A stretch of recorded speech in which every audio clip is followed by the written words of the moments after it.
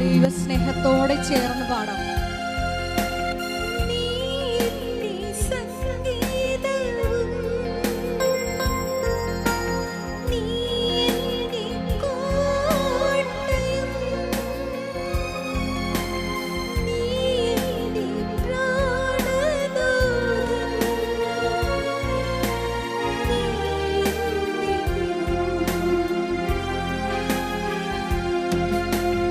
ആരാധിക്കും ഞാൻ പൂർണ്ണ ഹൃദയമോടെ, തേടും നിൻ മുഖം ജീവകാലമെല്ലാം,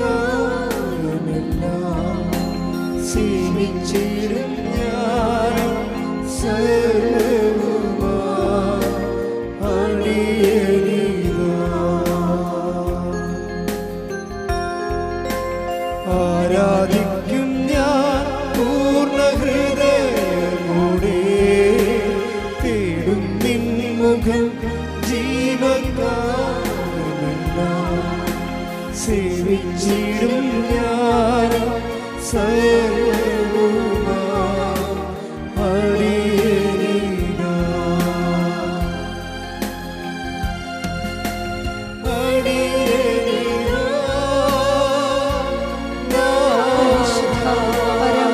ദിവ്യകാരുണ്യത്തിന് നേരവും ആരാധനയും സ്തുതിയും പുകഴ്ചയും ഉണ്ടായിരിക്കട്ടെ. പരിശുദ്ധ പരമ ദിവ്യകാരുണ്യത്തിന് നേരവും ആരാധനയും സ്തുതിയും പുകഴ്ചയും ഉണ്ടായിരിക്കട്ടെ. പരിശുദ്ധ പരമ ദിവ്യകാരുണ്യത്തിന് നേരവും ആരാധനയും സ്തുതിയും പുകഴ്ചയും ഉണ്ടായിരിക്കട്ടെ. യേശുവേ മഹത്വം മഹത്വം. ഹല്ലേലൂയ ഹല്ലേലൂയ ഹല്ലേലൂയ.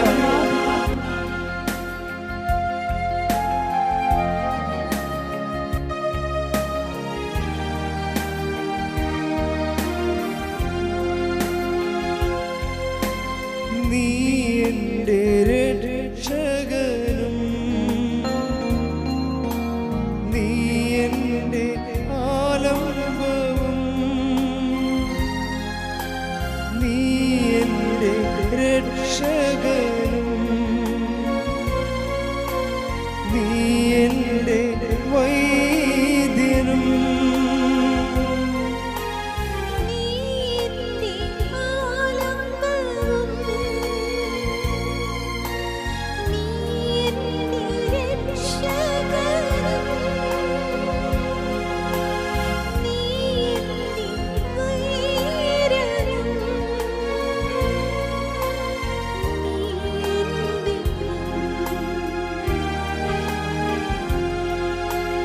ആരാധിക്കും ഞാൻ പൂർണ്ണ ഹൃദയമോടെ, തേടും നിൻ മുഖം ജീവകാലമെല്ലാം, സേവിച്ചിടും ഞാൻ സർവ്വവുമായി അടിയനിതാ. കരങ്ങളിൽ ഈശോയിലോട്ട് നീട്ടി അടിയനിതാ.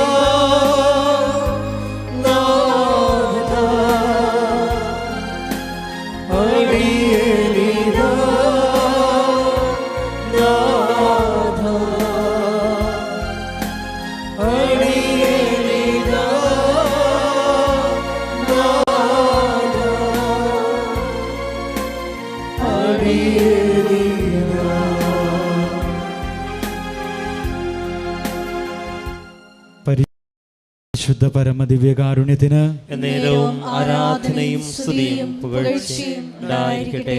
പരിശുദ്ധ പരമദിവ്യകാരുണ്യത്തിന് എന്നേരവും ആരാധനയും സ്തുതിയും പുകഴ്ചയും ഉണ്ടായിരിക്കട്ടെ. പരിശുദ്ധ പരമദിവ്യകാരുണ്യത്തിന് എന്നേരവും ആരാധനയും സ്തുതിയും പുകഴ്ചയും ഉണ്ടായിരിക്കട്ടെ.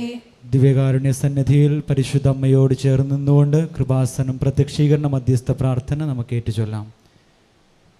അമ്മേ പരിശുദ്ധ അമ്മേ, അമ്മേ പരിശുദ്ധ അമ്മേ, ദൈവമാതാവേ, ദൈവമാതാവേ, കൃപാസനത്തിലൂടെ ഞങ്ങൾക്കും ഞങ്ങളുടെ ദേശത്തിനും അമ്മ മാധ്യസ്ഥം തേടിത്തന്ന എല്ലാ അനുഗ്രഹങ്ങൾക്കും കൃപകൾക്കും ഞങ്ങളിപ്പോൾ ഹൃദയം നിറഞ്ഞ നന്ദി പറയുന്നു.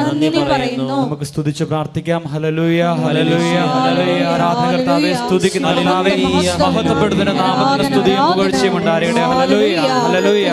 ആരാധകർത്താവേ, സ്തുതിക്കുന്നു, മഹത്വപ്പെടുന്നു. ഹല്ലേലൂയ, ഹല്ലേലൂയ, ഹല്ലേലൂയ. അടിയേനിതാ നാഥാ, അടിയേനിതാ നാഥാ, അടിയേനിതാ നാഥാ, അടിയേനിതാ. പരിശുദ്ധ പരമദിവ്യകാരുണ്യത്തിന് നേരവും ആരാധനയും സ്തുതിയും പുകഴ്ചയും ഉണ്ടായിരിക്കട്ടെ. പരിശുദ്ധ പരമദിവ്യകാരുണ്യത്തിന് നേരവും ആരാധനയും സ്തുതിയും പുകഴ്ചയും ഉണ്ടായിരിക്കട്ടെ. പരിശുദ്ധ പരമദിവ്യകാരുണ്യത്തിന് നേരവും ആരാധനയും സ്തുതിയും പുകഴ്ചയും ഉണ്ടായിരിക്കട്ടെ.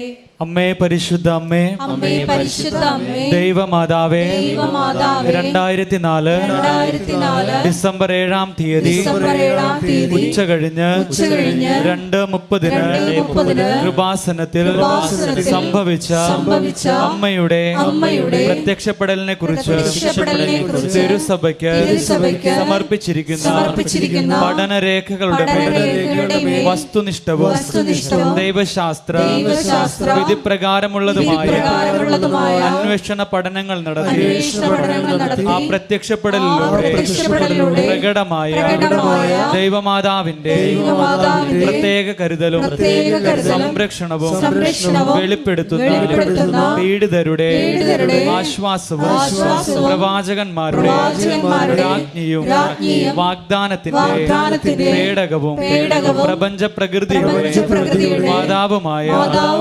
പരിശുദ്ധ അമ്മയുടെ ഭക്തി തിരുസഭയിൽ കൂടുതൽ പ്രചരിച്ച് ജീവിതത്തിന്റെ ദുരിത ദുരന്ത അവസ്ഥകളിൽ അകപ്പെട്ട് കഴിയുന്ന അനേകായിരം മക്കൾ ദൈവത്തിന്റെ സാന്നിധ്യവും സന്ധിപ്പും കൂടുതൽ അനുഭവിക്കുക വഴി ആത്മീയ വിശുദ്ധിയും ദൈവശക്തിയും കൈവരിക്കുവാൻ ഞങ്ങളുടെ കുടുംബങ്ങളെ ഇടയാക്കണമേ.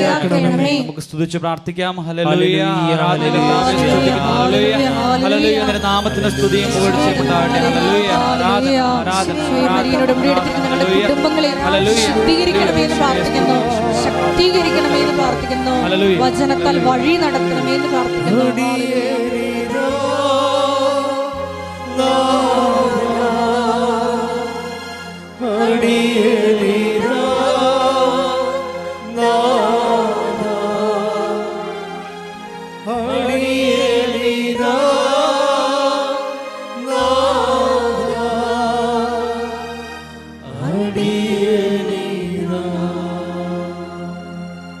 പരിശുദ്ധ പരമദിവ്യകാരുണ്യത്തിന് നേരവും ആരാധനയും സ്തുതിയും പുകഴ്ചയും ഉണ്ടായിരിക്കട്ടെ. പരിശുദ്ധ പരമദിവ്യകാരുണ്യത്തിന് നേരവും ആരാധനയും സ്തുതിയും പുകഴ്ചയും ഉണ്ടായിരിക്കട്ടെ.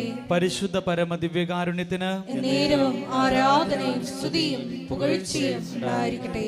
അമ്മേ പരിശുദ്ധ അമ്മേ, അമ്മേ പരിശുദ്ധ അമ്മേ, ഭൂസ്വർലോകങ്ങളുടെ ഭൂസ്വർലോകങ്ങളുടെ രാജ്ഞിയായ അങ്ങയ്ക്ക് ഭൗമ സംരക്ഷണത്തിനായി പ്രപഞ്ച പ്രകൃതിയെ തന്നെ തിരുസഭ പ്രതിഷ്ഠിക്കുവാൻ ഈ പ്രത്യക്ഷീകരണം വഴി ഇടയാക്കണമേ.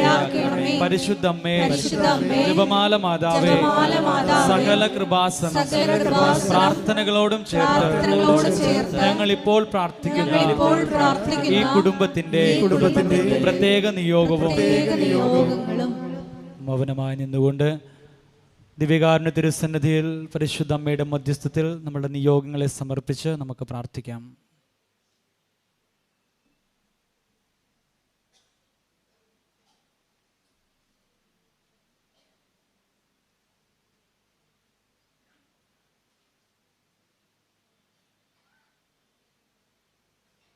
അമ്മയുടെ പ്രത്യക്ഷീകരണത്തിന്റെ ഈ അനുഗ്രഹവേളയിൽ ഞങ്ങൾക്ക് സാധിച്ചു തരുവാൻ കനിയണമേ. ആമേൻ. നമുക്ക് സ്തുതിച്ച് പ്രാർത്ഥിക്കാം. Hallelujah, hallelujah. സ്തുതിക്കുന്നു, മഹത്വപ്പെടുന്നു. ഹല്ലേലൂയ, ഹല്ലേലൂയ, ഹല്ലേലൂയ. യേശുവേ ആരാധന. നിയോഗങ്ങളെ സമർപ്പിച്ച് പ്രാർത്ഥിക്കുന്നു. ഹല്ലേലൂയ, ആരാധന, ആരാധന. ഹല്ലേലൂയ.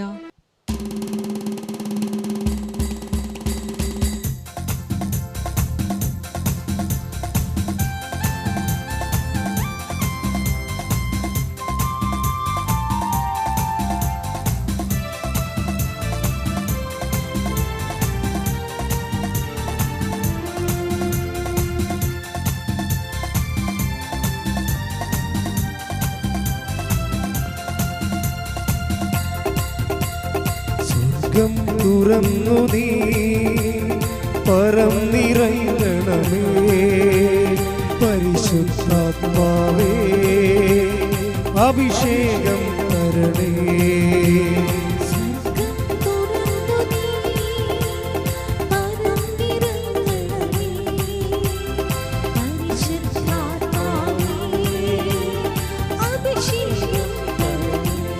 പാടാം.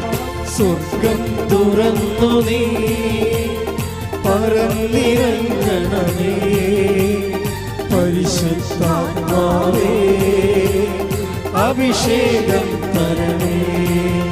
ആത്മാവേ, ആത്മാവേ ഞങ്ങളിൽ നിറയണമേ.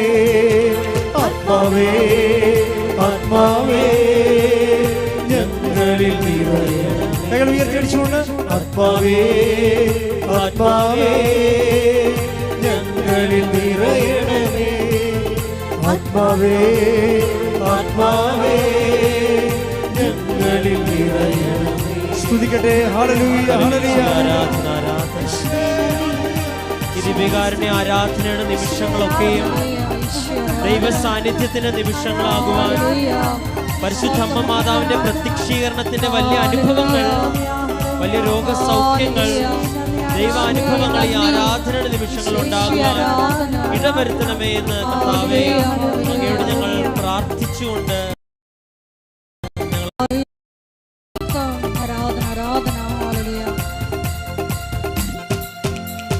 ജീവജലമായി ജീവനകളെ അഗ്നിജ്വാലയായി ജ്വലിപ്പിക്കണേ.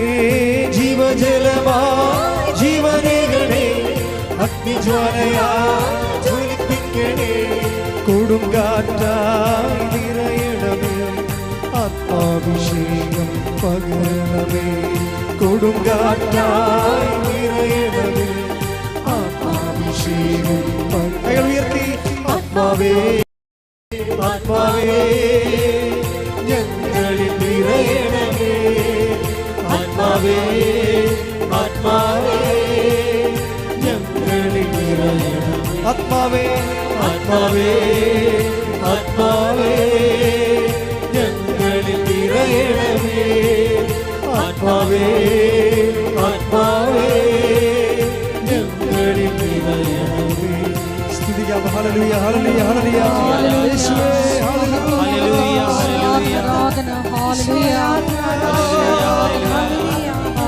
ആരാധന നയിക്കുന്ന ബഹുമാനപ്പെട്ട ജോസഫ് അച്ഛനെ സമർപ്പിച്ച് പ്രാർത്ഥിക്കുന്നു.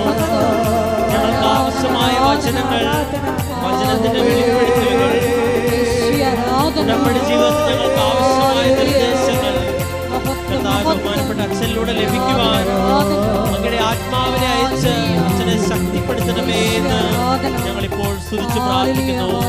ഹല്ലേലൂയ, യേശുവേ ആരാധന, ആരാധന, ആരാധന. ഹല്ലേലൂയ, ഹല്ലേലൂയ, ഹല്ലേലൂയ. ശ്രീഹരിൽ ശക്തിയായി നിറഞ്ഞതുപോ ഉണർവിൻ വരമിൽ നേകണമേ. ശ്രീഹരിൽ ശക്തിയായി നിറഞ്ഞതുപോ ഉണർവിൻ വരമിൽ നേകണമേ. അനുഗ്രഹമായി നിറയണമേ, ആത്മാഭിഷേകം പകരണമേ. അനുഗ്രഹമായി നിറയണമേ, ആത്മാഭിഷേകം. കൈകൾ ഉയർത്തി. ആത്മാവേ, ആത്മാവേ ഞങ്ങളിൽ നിറയണമേ. ശക്തിയോടെ ആത്മാവേ,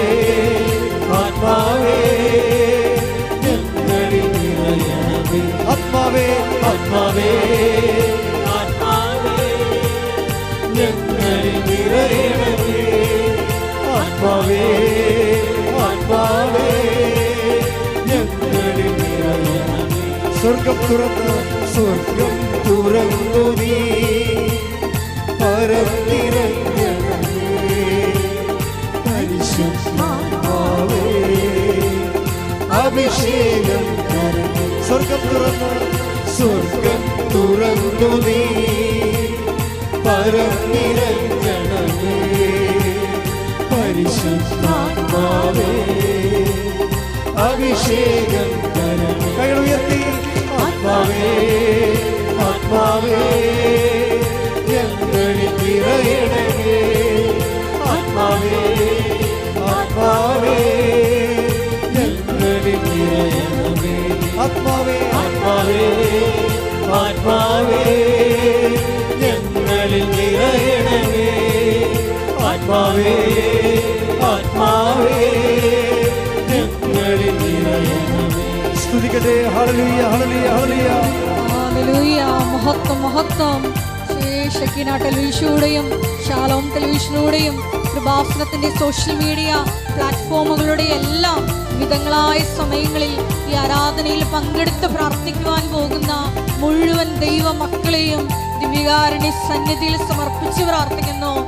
പരിശുദ്ധ അമ്മയുടെ പ്രത്യക്ഷീകരണത്തിന്റെ സാക്ഷികളാക്കി ആ മക്കൾ ഉയർത്തണമേ എന്ന് പ്രാർത്ഥിക്കുന്നു. അത്ഭുതങ്ങളാലും അടയാളങ്ങളാലും വചനത്താലും ആ മക്കളെ വഴി നടത്തണമേ എന്ന് പ്രാർത്ഥിക്കുന്നു. ഹല്ലേലൂയ. മഹത്വം മഹത്വം. ആരാധന ആരാധന. ഹല്ലേലൂയ.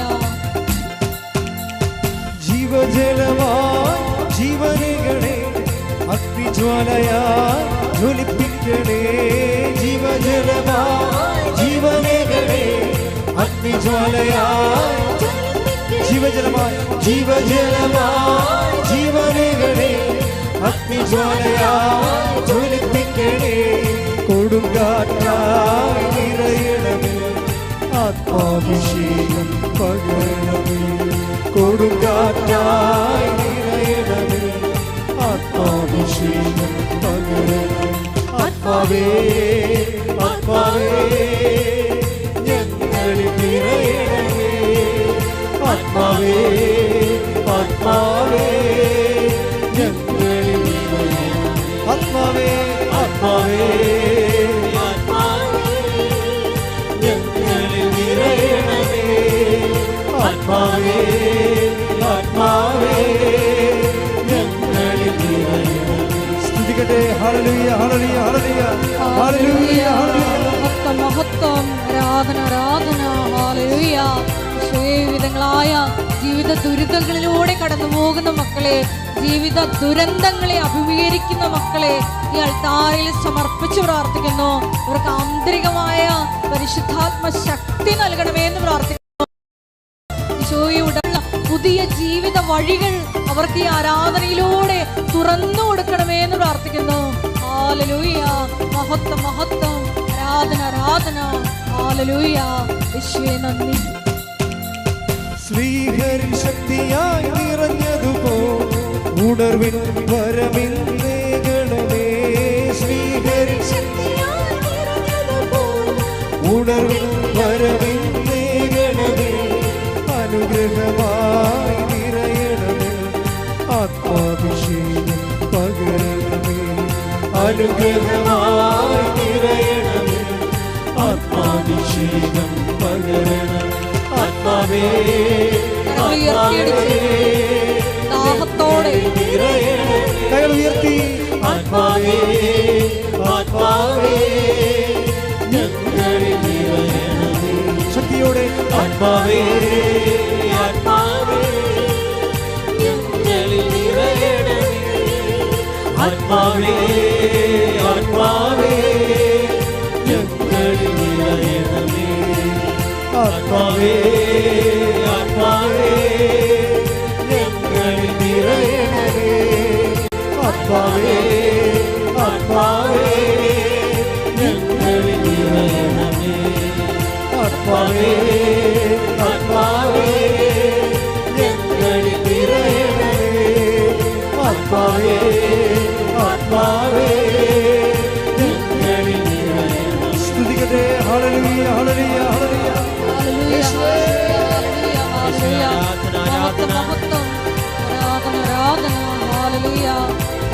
ദിവ്യകാരുണ്യനാഥനായ ദൈവമേ, അങ്ങയുടെ ജീവിക്കുന്ന സാന്നിധ്യം ഞങ്ങൾ അനുഭവിക്കുവാൻ പരിശുദ്ധ അമ്മയുടെ വലിയ സാന്നിധ്യമുള്ള ഈ ആലയത്തിൽ അമ്മ ജീവനോടെ പ്രത്യക്ഷപ്പെട്ട ഈ അൾത്താരയുടെ സമീപം അനേകർ ദൈവത്തെ ഏറ്റുപറയുന്ന, ദൈവാനുഭവം ലഭിക്കുന്ന, സൗഖ്യം നേടുന്ന അനുഭവങ്ങൾ ലഭിക്കുന്ന ഈ അൾത്താരയുടെ സമീപം ആയിരിക്കുന്ന ഞങ്ങൾ ഓരോരുത്തരും ദൈവാനുഭവത്താൽ നിറയുവാൻ, പരിശുദ്ധമ്മയുടെ പ്രത്യക്ഷീകരണത്തിന്റെ അനുഭവം ഞങ്ങളുടെ ജീവിതത്തിൽ കടന്നു വരുവാൻ ഈ ആരാധന ഒരു കാരണമാകണമേ എന്ന് ഞങ്ങൾ പ്രാർത്ഥിക്കുന്നു.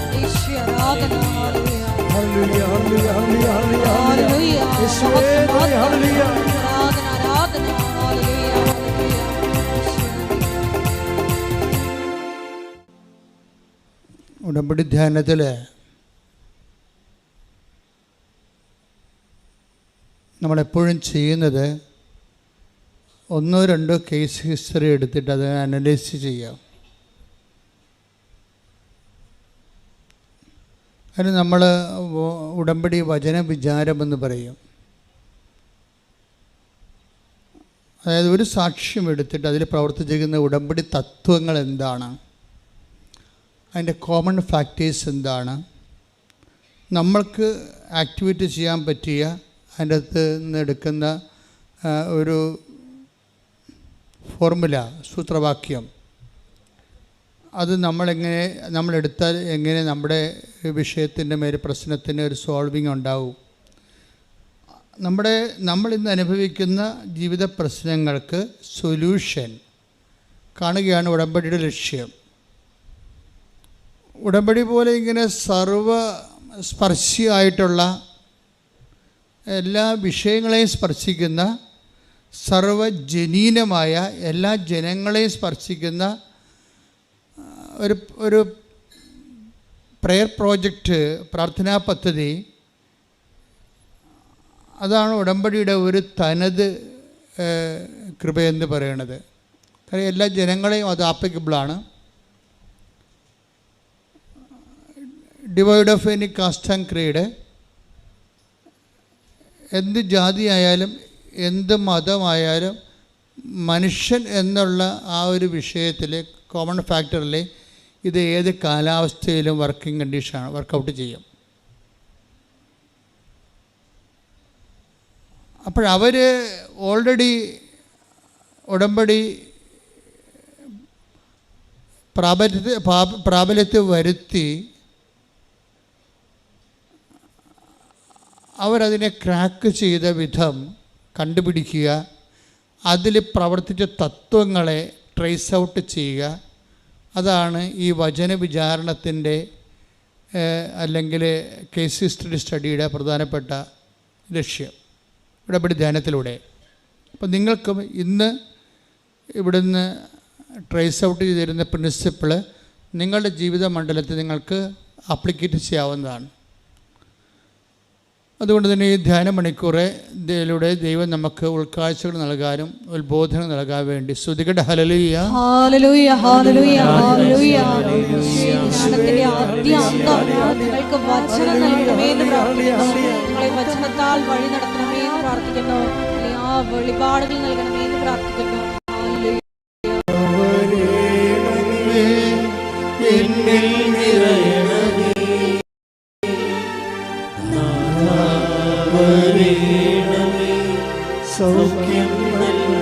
ഒരുമിച്ച് പാടുക സന്തോഷത്തോടെ.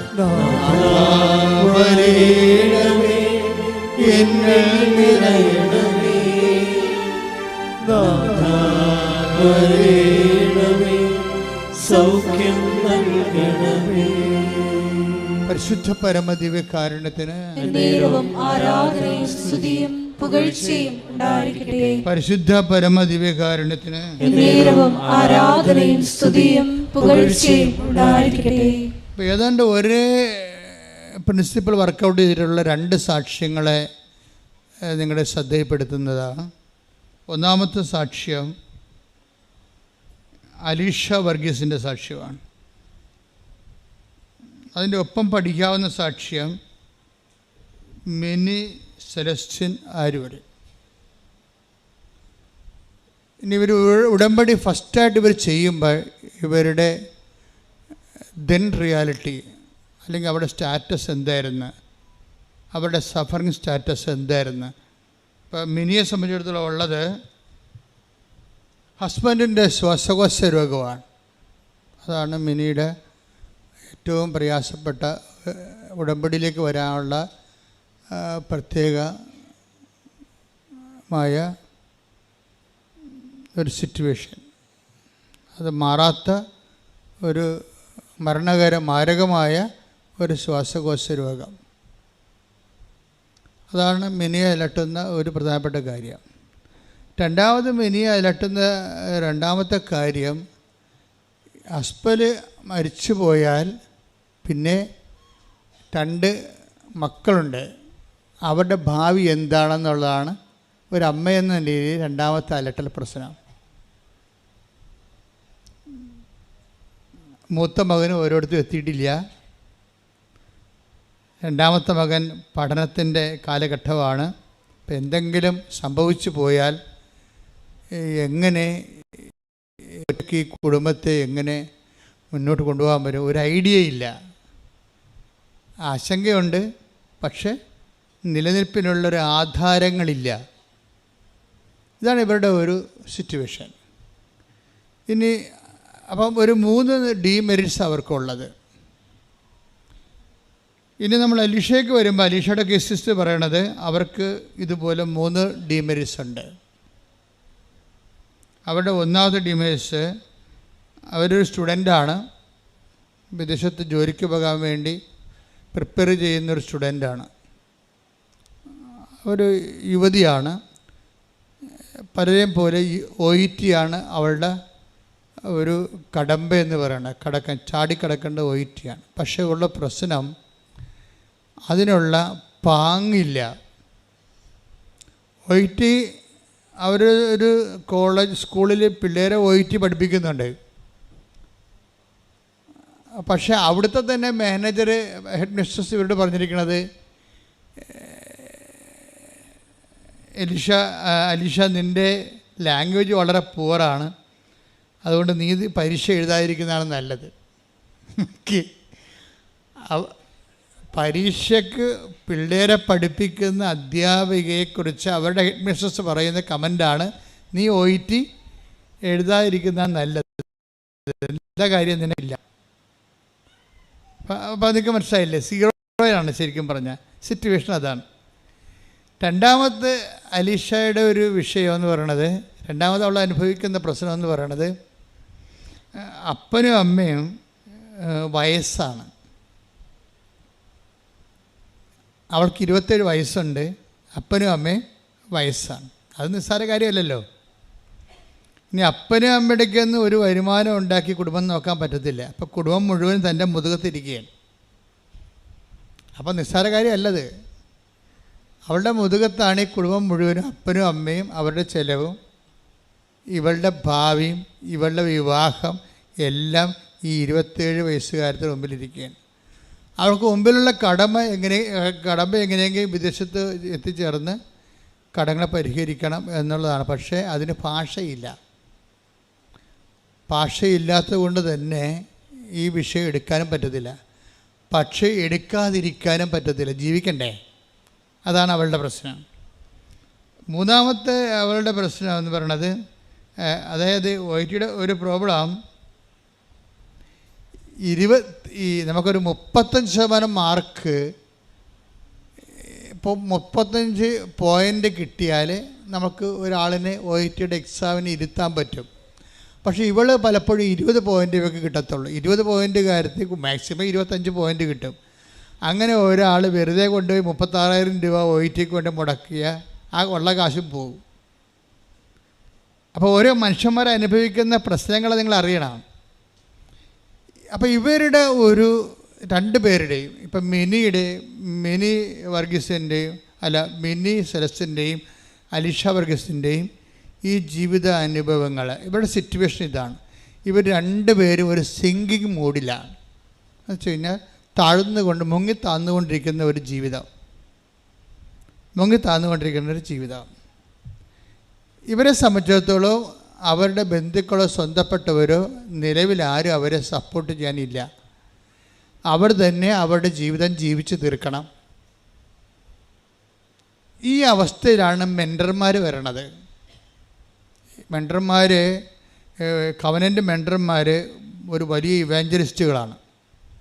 നിങ്ങളെപ്പോഴും ഓർക്കണം, ഇവിടെ നിങ്ങൾ ഇരിക്കുമ്പോൾ നിങ്ങളിവിടേക്ക് മാതാവിൻ്റെ തിരുസന്നിധിയെ കൊണ്ടുവന്നിട്ടുള്ള ഒത്തിരി മെൻറ്റർമാരുണ്ട്.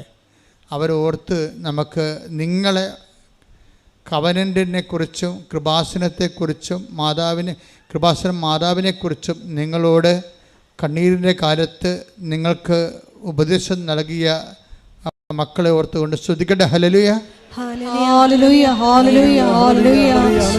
ആരാധന, ഹല്ലേലൂയ, മഹത്വം, മഹത്വം, ആരാധന, ആരാധന. അപ്പം അതിന് അലീഷ ഉടമ്പടിയിലേക്ക് സെറ്റ് ചെയ്യുമ്പോൾ ഞാൻ കഴിഞ്ഞ ആഴ്ച നിങ്ങളോട് പറഞ്ഞു,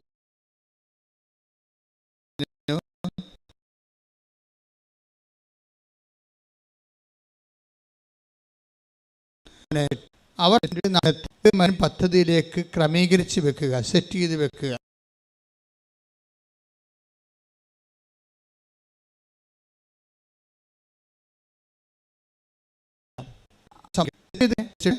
ഏറ്റവും പ്രധാനപ്പെട്ടത് നമ്മൾ സെറ്റ് ചെയ്താൽ പിന്നെ നമ്മളുടെ ഉടമ്പടി എന്ന് പറയുന്ന ആ ഒരു ദൈവികമായ പദ്ധതിയിലേക്ക് നമ്മുടെ ജീവിതം സെറ്റ് ചെയ്ത് കഴിഞ്ഞാൽ, ജീവിതം ആസ്വദിച്ചാണ് സെറ്റ് ചെയ്യണത്, അല്ല ജീവിതത്തിൻ്റെ ഏതൊരു ഭാഗമല്ല സെറ്റ് ചെയ്യണത്.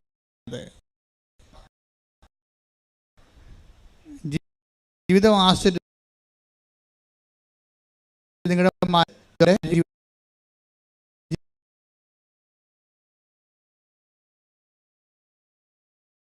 ജീവിതം ആസറ്റിലേക്ക്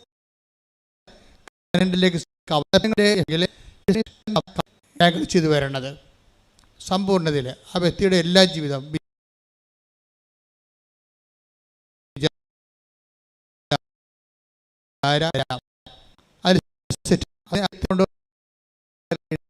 മനുഷ്യരായിട്ട് മുന്നോട്ട് പോയാൽ ഉടമ്പടി ക്രാക്കാകത്തില്ല.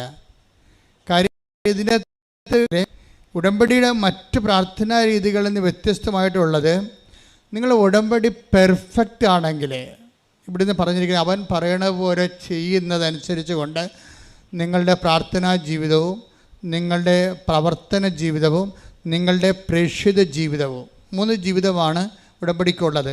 ഒന്ന് പ്രാർത്ഥനാ ജീവിതം, എല്ലാ വിഷയവും പ്രാർത്ഥന കൊണ്ട് സമീപിക്കുക. അതിൻ്റെ പ്രിസ്ക്രൈബ്ഡ് വളരെ സെലക്റ്റീവ് പ്രെയർ ഇവിടുന്ന് തരും. സെലക്റ്റീവ് പ്രെയർ, അതായത് ഒരു വിഷയം ക്രാക്ക് ചെയ്യാൻ പറ്റുന്ന രീതിയിൽ നിങ്ങളൊരു 3 ഫേസിലേക്ക് പ്ലഗ് ചെയ്യാൻ പറ്റുന്ന രീതിയിലുള്ള സെലക്റ്റീവ് പ്രെയറാണ് ഇവിടുന്ന് തരണത്. പ്രെയർ ഒരിക്കലും ഇവിടുന്ന് നിങ്ങൾക്ക് തരണ ഒന്നാമത്തത് പ്രത്യക്ഷീകരണ പ്രാർത്ഥനയാണ്. ആ പ്രത്യക്ഷീകരണ പ്രാർത്ഥന ഒരു പുഷ്പുള്ളായിട്ട് വർക്ക് ചെയ്യണതാണ്. നമുക്കറിയാം, ഇപ്പോൾ ഒരു സാധാരണ പ്രാർത്ഥന നമ്മൾ ചെല്ലണതും പ്രത്യക്ഷീകരണ പ്രാർത്ഥന ചെല്ലണതും തമ്മിൽ വ്യത്യാസമുണ്ട്. പ്രത്യക്ഷീകരണ പ്രാർത്ഥന എന്ന് പറയുന്നത് ഉടമ്പടി ബേസ് ചെയ്തിരിക്കുന്നതും ഉടമ്പടിയുടെ ദൈവികമായ ലക്ഷ്യവും എല്ലാം മാതാവിൻ്റെ പ്രത്യക്ഷീകരണവുമായിട്ട് ബന്ധപ്പെട്ടാണ് നമുക്ക് ഉടമ്പടി നൽകിയിരിക്കുന്നത്. അപ്പോൾ 2004 ഡിസംബർ 7-ാം തീയതി ഉച്ചയ്ക്ക് 2 മണിക്ക് പരിശുദ്ധ അമ്മ ഈ ആൾത്താരെ പ്രത്യക്ഷപ്പെട്ടുകൊണ്ട് സമയഘടിക നെഞ്ചിൽ ചാർത്തി ദുരന്തമുണ്ടാകാൻ പോണ പ്രാർത്ഥിക്കണം. അപ്പോൾ ലോകത്തിലെ ക്ലൈമറ്റ് ചേഞ്ച് ഉൾപ്പെടെയുള്ള ദുരന്തങ്ങളുടെ വലിയ കാലഘട്ടമാണ് 2004 തൊട്ട് 6-ാണിത് പ്രകടമാണ്. അമ്മ പറഞ്ഞ ദുരന്തം ആദ്യമായിട്ടും പ്രകടമാകുന്നത് 2006-ലാണ്. 2004 സുനാമിക്ക് ശേഷം, സുനാമിക്ക് 1 മാസം മുമ്പാണ് ദുരന്തമുണ്ടാകാൻ പോകണമെന്ന് പറഞ്ഞത്. പ്രാർത്ഥിക്കണം. അപ്പോൾ ഡിസംബർ 7-ാം തീയതി പറഞ്ഞു, 26-ാം തീയതി സുനാമി ഉണ്ടായി. പിന്നെ സുനാമി കെട്ടടങ്ങിയ ഉടനെ ചിക്കൻ ഗുനിയ ആരംഭിച്ചു. ആൾക്കാരൊക്കെ ഇന്നും മുടങ്ങി നടക്കണുണ്ട് അല്ലേ, കണ്ടില്ലേ? ചിക്കൻ ഗുനിയയുടെ കാലം കഴിഞ്ഞത് 2009-ലാണ് തീരണത്. 2009 തീർന്നു കഴിയുമ്പോൾ ഉടനെ നിപ്പ വൈറസ് സ്റ്റാർട്ട് ചെയ്യും. 2012 വരെ ഉണ്ട് നിപ്പ വൈറസ്. നിപ്പ വൈറസിൻ്റെ കൂടെ പിന്നെ പക്ഷിപ്പനി, അങ്ങനെ ഇപ്പോൾ തക്കാളിപ്പനി, പലതരത്തിലുള്ള പനികളെല്ലാം പിന്നെ പനികളുടെ ഒരു കാലഘട്ടമാണ് നമ്മൾ കണ്ടത്. പനികളെല്ലാം തന്നെ മാരകമായ പനികളായിരുന്നു. കുറച്ച് പേര് ജീവിച്ചിരിക്കുന്നവർ അവരെക്കുറിച്ച് ഓർക്കണമെന്നില്ല, മരിച്ചുപോയ ആൾക്കാരുണ്ട്. ഈ കാലഘട്ടത്തിൽ മരിച്ചുപോയ അനേകം കുടുംബങ്ങളുണ്ട്, അനേകം ഭർത്താക്കന്മാരുണ്ട് മരിച്ചുപോയവർ, അനേകം ഭാര്യമാർ മരിച്ചു പോയിട്ടുണ്ട്, മക്കൾ വരെ മരിച്ചു പോയിട്ടുണ്ട്.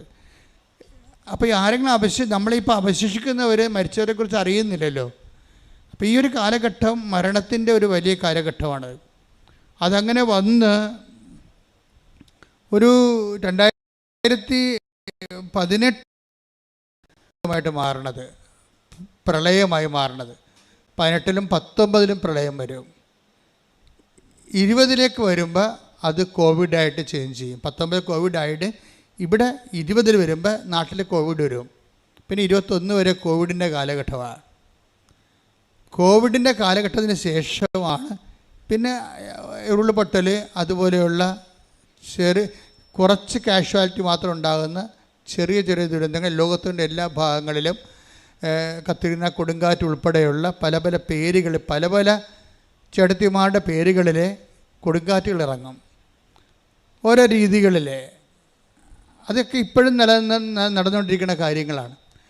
പക്ഷേ ഇങ്ങനെ ഒരു 2004 മുതൽ ഇങ്ങോട്ട് ദുരന്തങ്ങളുടെയും മനുഷ്യരാശി ഇതിൻ്റെ ഭാഗമായിട്ട് 2012 വന്നപ്പോൾ 92 മുതൽ ഇതിൻ്റെ ഒരു ലാഞ്ചനം ഉണ്ടായിരുന്നു. ഇൻ്റർനാഷണൽ ഭൗമ ഉച്ചകോടിക്ക് പിന്നീട് അന്ന് മുതൽ ക്ലൈമറ്റ് ചേഞ്ച് എന്നും പറഞ്ഞ് ആഗോള വ്യാപകമായ രീതിയിലുള്ള ദുരന്തം വിതച്ചിട്ടുണ്ട്. ക്ലൈമറ്റ് ചേഞ്ച് ആളുടെ കയ്യിൽ നിൽക്കണില്ല. അതിൽ എൽ നീനോയിലേക്ക് പോകുന്നു. എൽ നീനോ മേഘങ്ങളും എൽ നീനോ കാലാവസ്ഥകളും കൂമ്പാര മേഘങ്ങളും, അതുപോലെ തന്നെ കൂമ്പാര മേഘങ്ങൾ നമ്മൾ ജീവിതത്തിൽ ഒരിക്കലും കണ്ടിട്ടില്ലല്ലോ. സീസണെല്ലാം പോയിരിക്കുകയാണ്. ഇപ്പോൾ സീസൺ പോയി, കൃഷികളെല്ലാം പോയി, അല്ലേ? സീസണെല്ലാം പോയി. നമ്മുടെ സീസൺ പണ്ട് നമുക്ക് ജൂൺ എന്ന് പറയുമ്പോൾ, മെയ് 31 എന്ന് പറയുമ്പോൾ തന്നെ മൺസൂൺ മേഘം വന്നു. ജൂൺ ജൂലൈ എന്ന് പറയുമ്പോൾ തന്നെ വർഷം തീർന്നു. തുലാപ്പത്താകുമ്പോൾ പ്ലാവിൻ്റെ ചുവട്ടിലും കിടക്കാം. ഇപ്പോൾ തുലാപ്പത്താകുമ്പോഴാണ് ഇപ്പോൾ കർക്കിടകം തുടങ്ങണത്. പക്ഷേ ക്ലൈമറ്റ് ആപ്പാട് ചേഞ്ചായി. മഴ ഏത് സമയത്തും വരാം. എവിടെ നോക്കിയാലും കൂമ്പാര മേഘങ്ങൾ കാണാം. ഇങ്ങനെ മേഘങ്ങളിങ്ങനെ കൂമ്പാരമായിട്ട് ഇങ്ങനെ നിൽക്കണ കാണാം. എന്ന് വെച്ച് കഴിഞ്ഞാൽ ഒരു സ്ഥലത്തു നിന്ന് ചൂട് പിടിച്ച് ഒരു കടലിൻ്റെ ഒരു ഭാഗമോ കായലിൻ്റെ ഒരു ഭാഗമോ ഈ ഭൂമധ്യരേഖയുടെ ആ സ്ഥലത്തെന്ന് പറഞ്ഞ പോലെ ഭയങ്കരമായ രീതി ഹീറ്റായിട്ട് അത് വെള്ളം മേഘമായിട്ട് നേരെ മുകളിലോട്ട് പോകും. മുകളിലോട്ട് പോയിട്ട് അത് മഴയായി പെയ്തിറങ്ങി താഴേക്ക് വരുമ്പോൾ തന്നെ ആ പഴയ ചൂട് വീണ്ടും അവിടെ തന്നെ നിൽക്കുകയാണ്. അത് കാരണം ഈ മഴയും പിന്നീട് ആവിയായി മേഘമായിട്ട് പോകുമ്പോഴാണ് കൂമ്പാരമേഘങ്ങൾ ഉണ്ടാകുന്നത്. കൂമ്പാരമേഘങ്ങൾ എന്ന് പറഞ്ഞാൽ സഖ്യപർവ്വതം പോലെയുള്ള വലിയ മേഘങ്ങൾ, പർവ്വതം പോലെയുള്ള പർവ്വത മേഘങ്ങളാണ്. ഈ പർവ്വത മേഘങ്ങളുടെ സഞ്ചാരം ആണ് പിന്നീട്, അതായത് ഒരു മഴയ്ക്ക് പ്രത്യേക പേരുണ്ടല്ലോ, ആ മേഘസ്ഫോടനം. അതാണ് കൂമ്പാരമേഘങ്ങളുടെ മേഘസ്ഫോടനം. മേഘസ്ഫോടനം എന്ന് പറയുമ്പോൾ ഒരു വലിയ തടാകം, തലക്ക് മുകളിൽ തടാകം നിന്നിട്ട് തടാകം തട്ടപ്പാടെ വന്ന് തലയിൽ വീഴുക. അത് ഒരു മാസമൊക്കെ നിന്ന് പെയ്യുമ്പോഴാണ് അണക്കെട്ട് പൊട്ടണത്, ഉരുൾപൊട്ടണത്. കൂമ്പാരമേഘങ്ങൾ പണ്ടില്ലായിരുന്നു. കൃപാസന അമ്മയാണിത് പറയണത്. ദുരന്തമുണ്ടാകാൻ പോകുന്നു, പ്രാർത്ഥിക്കണമെന്ന് പറയണത്. കാലാവസ്ഥ കയ്യിൽ നിന്ന് വിട്ടുപോകുന്ന അവസ്ഥകൾ. ഏത് സമയത്തും മഴ വരാം. മഴ ഇന്ന സീസണില്ല. കാലാവസ്ഥ ഇല്ലാത്ത രീതിയിൽ മഴകൾ ഇങ്ങനെ പെയ്തുകൊണ്ടിരിക്കുക. എപ്പോഴും വെള്ളം നനഞ്ഞും മുങ്ങിയും തോന്നും ജീവിക്കുക. അതിൻ്റെ പേരിൽ പുതിയ ദുഷ്ടജന്തുക്കൾ, ഹിംസ്ര ജന്തുക്കളൊക്കെ ഉണ്ടാകുക. അൺസീസണായത് കാരണം, ക്ലൈമറ്റ് ചേഞ്ചുള്ള കാരണം പല കർഷകർക്ക് വിളയിറക്കാൻ പറ്റാത്ത അവസ്ഥ വരുന്നു. ജനത്തിന് കാർഷിക മേഖല തകരുന്നു, ജനം പട്ടിണിയിലാകുന്നു. അങ്ങനെ പല തരത്തിലുള്ള ദുരന്തമുണ്ട്. ഈ മഹാവിഷയത്തെ ലോകത്തിൽ ആദ്യമായിട്ടും സഭയോട് പറയണത് കൃപാസനം മാതാവാണ്. അതാണ് നമ്മൾ ചിന്തിക്കണം. നമ്മൾ ചരിത്രത്തോട് ചിന്തിക്കുമ്പോൾ അമ്മ 2004 ഡിസംബർ 7 ഉച്ചയ്ക്ക് 2:30 മണിക്ക് ഇതുപോലെ ആരാധന സമയത്താണ് പുറകിൽ പ്രത്യക്ഷപ്പെട്ട് ഞാൻ തിരിഞ്ഞു നോക്കുമ്പോൾ ആരോ നിൽക്കണ പോലെ ഞാൻ കണ്ടിട്ട് തിരിഞ്ഞു നോക്കുക, മനസ്സിൽ തോന്നിയിട്ട് തിരിഞ്ഞു നോക്കുകയാണ്. അപ്പോഴാണ് സമയഘടികാരം നെഞ്ചിൽ ചാർത്തി മാതാവ് നിൽക്കണത്, പറയണത് ദുരന്തമുണ്ടാകാൻ പോകുന്നു. ആ ദുരന്തത്തിലാണ് എല്ലാം ഉള്ളത്. പ്രാർത്ഥിക്കണം. കാര്യം ശാസ്ത്രം കൊണ്ടൊന്നും ചെയ്യാൻ പറ്റത്തില്ല. കുമാരമേഘങ്ങളുണ്ടായ ശാസ്ത്രത്തിന് എന്ത് ചെയ്യാൻ പറ്റും? ഒന്നും ചെയ്യാൻ പറ്റത്തില്ല. ശാസ്ത്രത്തിന് വല്ല മുറിയിലൊക്കെ ഇരുന്നുകൊണ്ട് എന്തെങ്കിലും കമ്പ്യൂട്ടർ ഇലക്ട്രോണിക് ബേസിലായിട്ടുള്ള സംഭവങ്ങളൊക്കെ കണ്ടുപിടിക്കാനൊക്കെ പറ്റത്തുള്ളൂ. അല്ലാതെ മനുഷ്യരാശി നേരിടുന്ന വലിയ വിഷയങ്ങളെ മുമ്പിൽ സയൻസ് പകച്ചു നിൽക്കുന്നതാണ് നമ്മൾ കാണുന്നത്. ചിലരോട് പറയും മരം വെച്ച് പിടിപ്പിക്കാൻ പറയും, ചിലരോട് പറയും മരം വെച്ചതാണ് മഴ മാറാത്തതെന്ന് പറയും. കൺഫ്യൂഷൻ ആകപ്പാടെ, മൊത്തം കൺഫ്യൂഷനാണ് പറയണത്. അപ്പം മനുഷ്യൻ്റെ കയ്യിൽ നിന്ന് വിട്ടുപോകുന്നത് കൊണ്ടാണ് ഇതൊരു പ്രാർത്ഥനയുടെ സബ്ജക്റ്റായിട്ട് മാറണത്. അപ്പം ഇനി ഈ പ്രാർത്ഥന ദുരന്തമുണ്ടാകാൻ പോണ പ്രാർത്ഥിക്കണമെന്ന് പറഞ്ഞുകൊണ്ടാണ് ആ എന്ത് പ്രാർത്ഥിക്കണം എന്ന് ഉള്ള ചോദ്യത്തിൻ്റെ മറുപടിയായിട്ടാണ് അമ്മ പ്രത്യക്ഷീകരണ പ്രാർത്ഥനയും പ്രത്യക്ഷീകരണ പ്രാർത്ഥനയുടെ ഭാഗമായിട്ടാണ് ഉടമ്പടി വരണത്. ഉടമ്പടിയാകുമ്പോൾ ഉടമ്പടിക്കുള്ള ഏറ്റവും വലിയ ഗുണമെന്ന് പറയണത് ദൈവത്തിന് നമ്മൾ മറ്റെല്ലാ പ്രാർത്ഥനകൾക്കുള്ള പ്രത്യേകത, നമ്മൾ പ്രാർത്ഥിക്കുന്നു, ദൈവം കേട്ടെങ്കിൽ കേട്ട്, കേട്ടില്ലേ കേട്ടില്ല. ആംബിഗസാണ്, ഹൈപ്പോത്തസിസാണ്, ഒരു നിർബന്ധവുമില്ല കേൾക്കണമെന്ന്. പക്ഷെ ഉടമ്പടിയെ സംബന്ധിച്ചിടത്തോളം ഉടമ്പടി ഉടനെ വ്യക്തിക്ക് ദൈവം വ്യക്തിയിൽ ഇൻട്രാക്ട് ചെയ്യാൻ പറ്റുന്ന രീതിയിൽ ഉടമ്പടി വ്യക്തിയെ ആദ്യം തന്നെ റീഫോർമാറ്റ് ചെയ്യും. നിർബന്ധപൂർവ്വമുള്ള റീഫോർമാറ്റ് എന്നുവെച്ചാൽ ഇതിൻ്റെ ഉടമ്പടിയുടെ ലക്ഷ്യം ദൈവം ഇപ്പം തന്നെ അലീഷായും മിനിയും പറയുന്ന കോമൺ ഫാക്ടറുണ്ട്. അവരെങ്ങനെയാണ് രക്ഷപ്പെട്ടതെന്ന് പറയുന്നുണ്ട്. ഉടമ്പടി ചെയ്തപ്പോൾ എന്താണ് അവർക്ക് സംഭവിച്ചത്, എങ്ങനെയാണ് ഈ പ്രശ്നങ്ങളിൽ നിന്ന്, ഭർത്താവിൻ്റെ മാരകമായ ശ്വാസകോശ രോഗങ്ങളിൽ നിന്നും പെട്ടെന്ന് മകന് ജോലി കിട്ടിയതും ഇളയ മകൻ പഠിച്ച് കയറിയതും എങ്ങനെയാണെന്ന് മിനി പറയുന്നുണ്ട്. അതുപോലെ തന്നെ അലീഷ പറയുന്നത്, എൻ്റെ അപ്പനമ്മയും പ്രായമാണ്, എനിക്ക് 27 വയസ്സാണ്, എനിക്ക് ഭാഷ അറിയാൻ പാടില്ല, എന്നോട് എൻ്റെ മാനേജർ തന്നെ പറഞ്ഞു, പ്രിൻസിപ്പൾ തന്നെ പറഞ്ഞു എഴുതണ്ടെന്ന് പറഞ്ഞു. എന്നിട്ട് എങ്ങനെയാണ് അവൾ എഴുതിയത്, അവൾക്ക് എവിടെ നിന്നാണ് പണം കിട്ടിയത്, എങ്ങനെ എഴുതിയപ്പോൾ അവൾ ഒറ്റയടിക്ക് ജയിച്ചത്? കാര്യം ഭാഷ അറിയുന്നവർ പോലും 10 പ്രാവശ്യം പോയിട്ട് എഴുതുന്നത് നമ്മൾ കേട്ടിട്ടുണ്ട്. ഇത് ഭാഷ അറിയാത്ത പലരും എഴുതണ്ടെന്ന് പറഞ്ഞത് പൈസ പോകുമെന്ന് പറഞ്ഞിട്ട് അലീഷ ഒറ്റ എഴുത്തിന് എങ്ങനെ എഴുതിയെന്ന് അലീഷ പറയുന്നുണ്ട്. അതായത് എഴുതാൻ പോയിട്ട് ഞാൻ അമ്മയെ മാത്രം കണ്ടുകൊണ്ട് ഞാൻ എഴുതാൻ പോയി, വേറെ ആരും ഒന്നും നോക്കിയില്ല. എനിക്ക് എന്നെക്കുറിച്ചറിയാം, ഞാനൊരു ബിഗ് സീറോയാണ്, പക്ഷേ ഞാൻ അമ്മയെ മാത്രം കണ്ടു.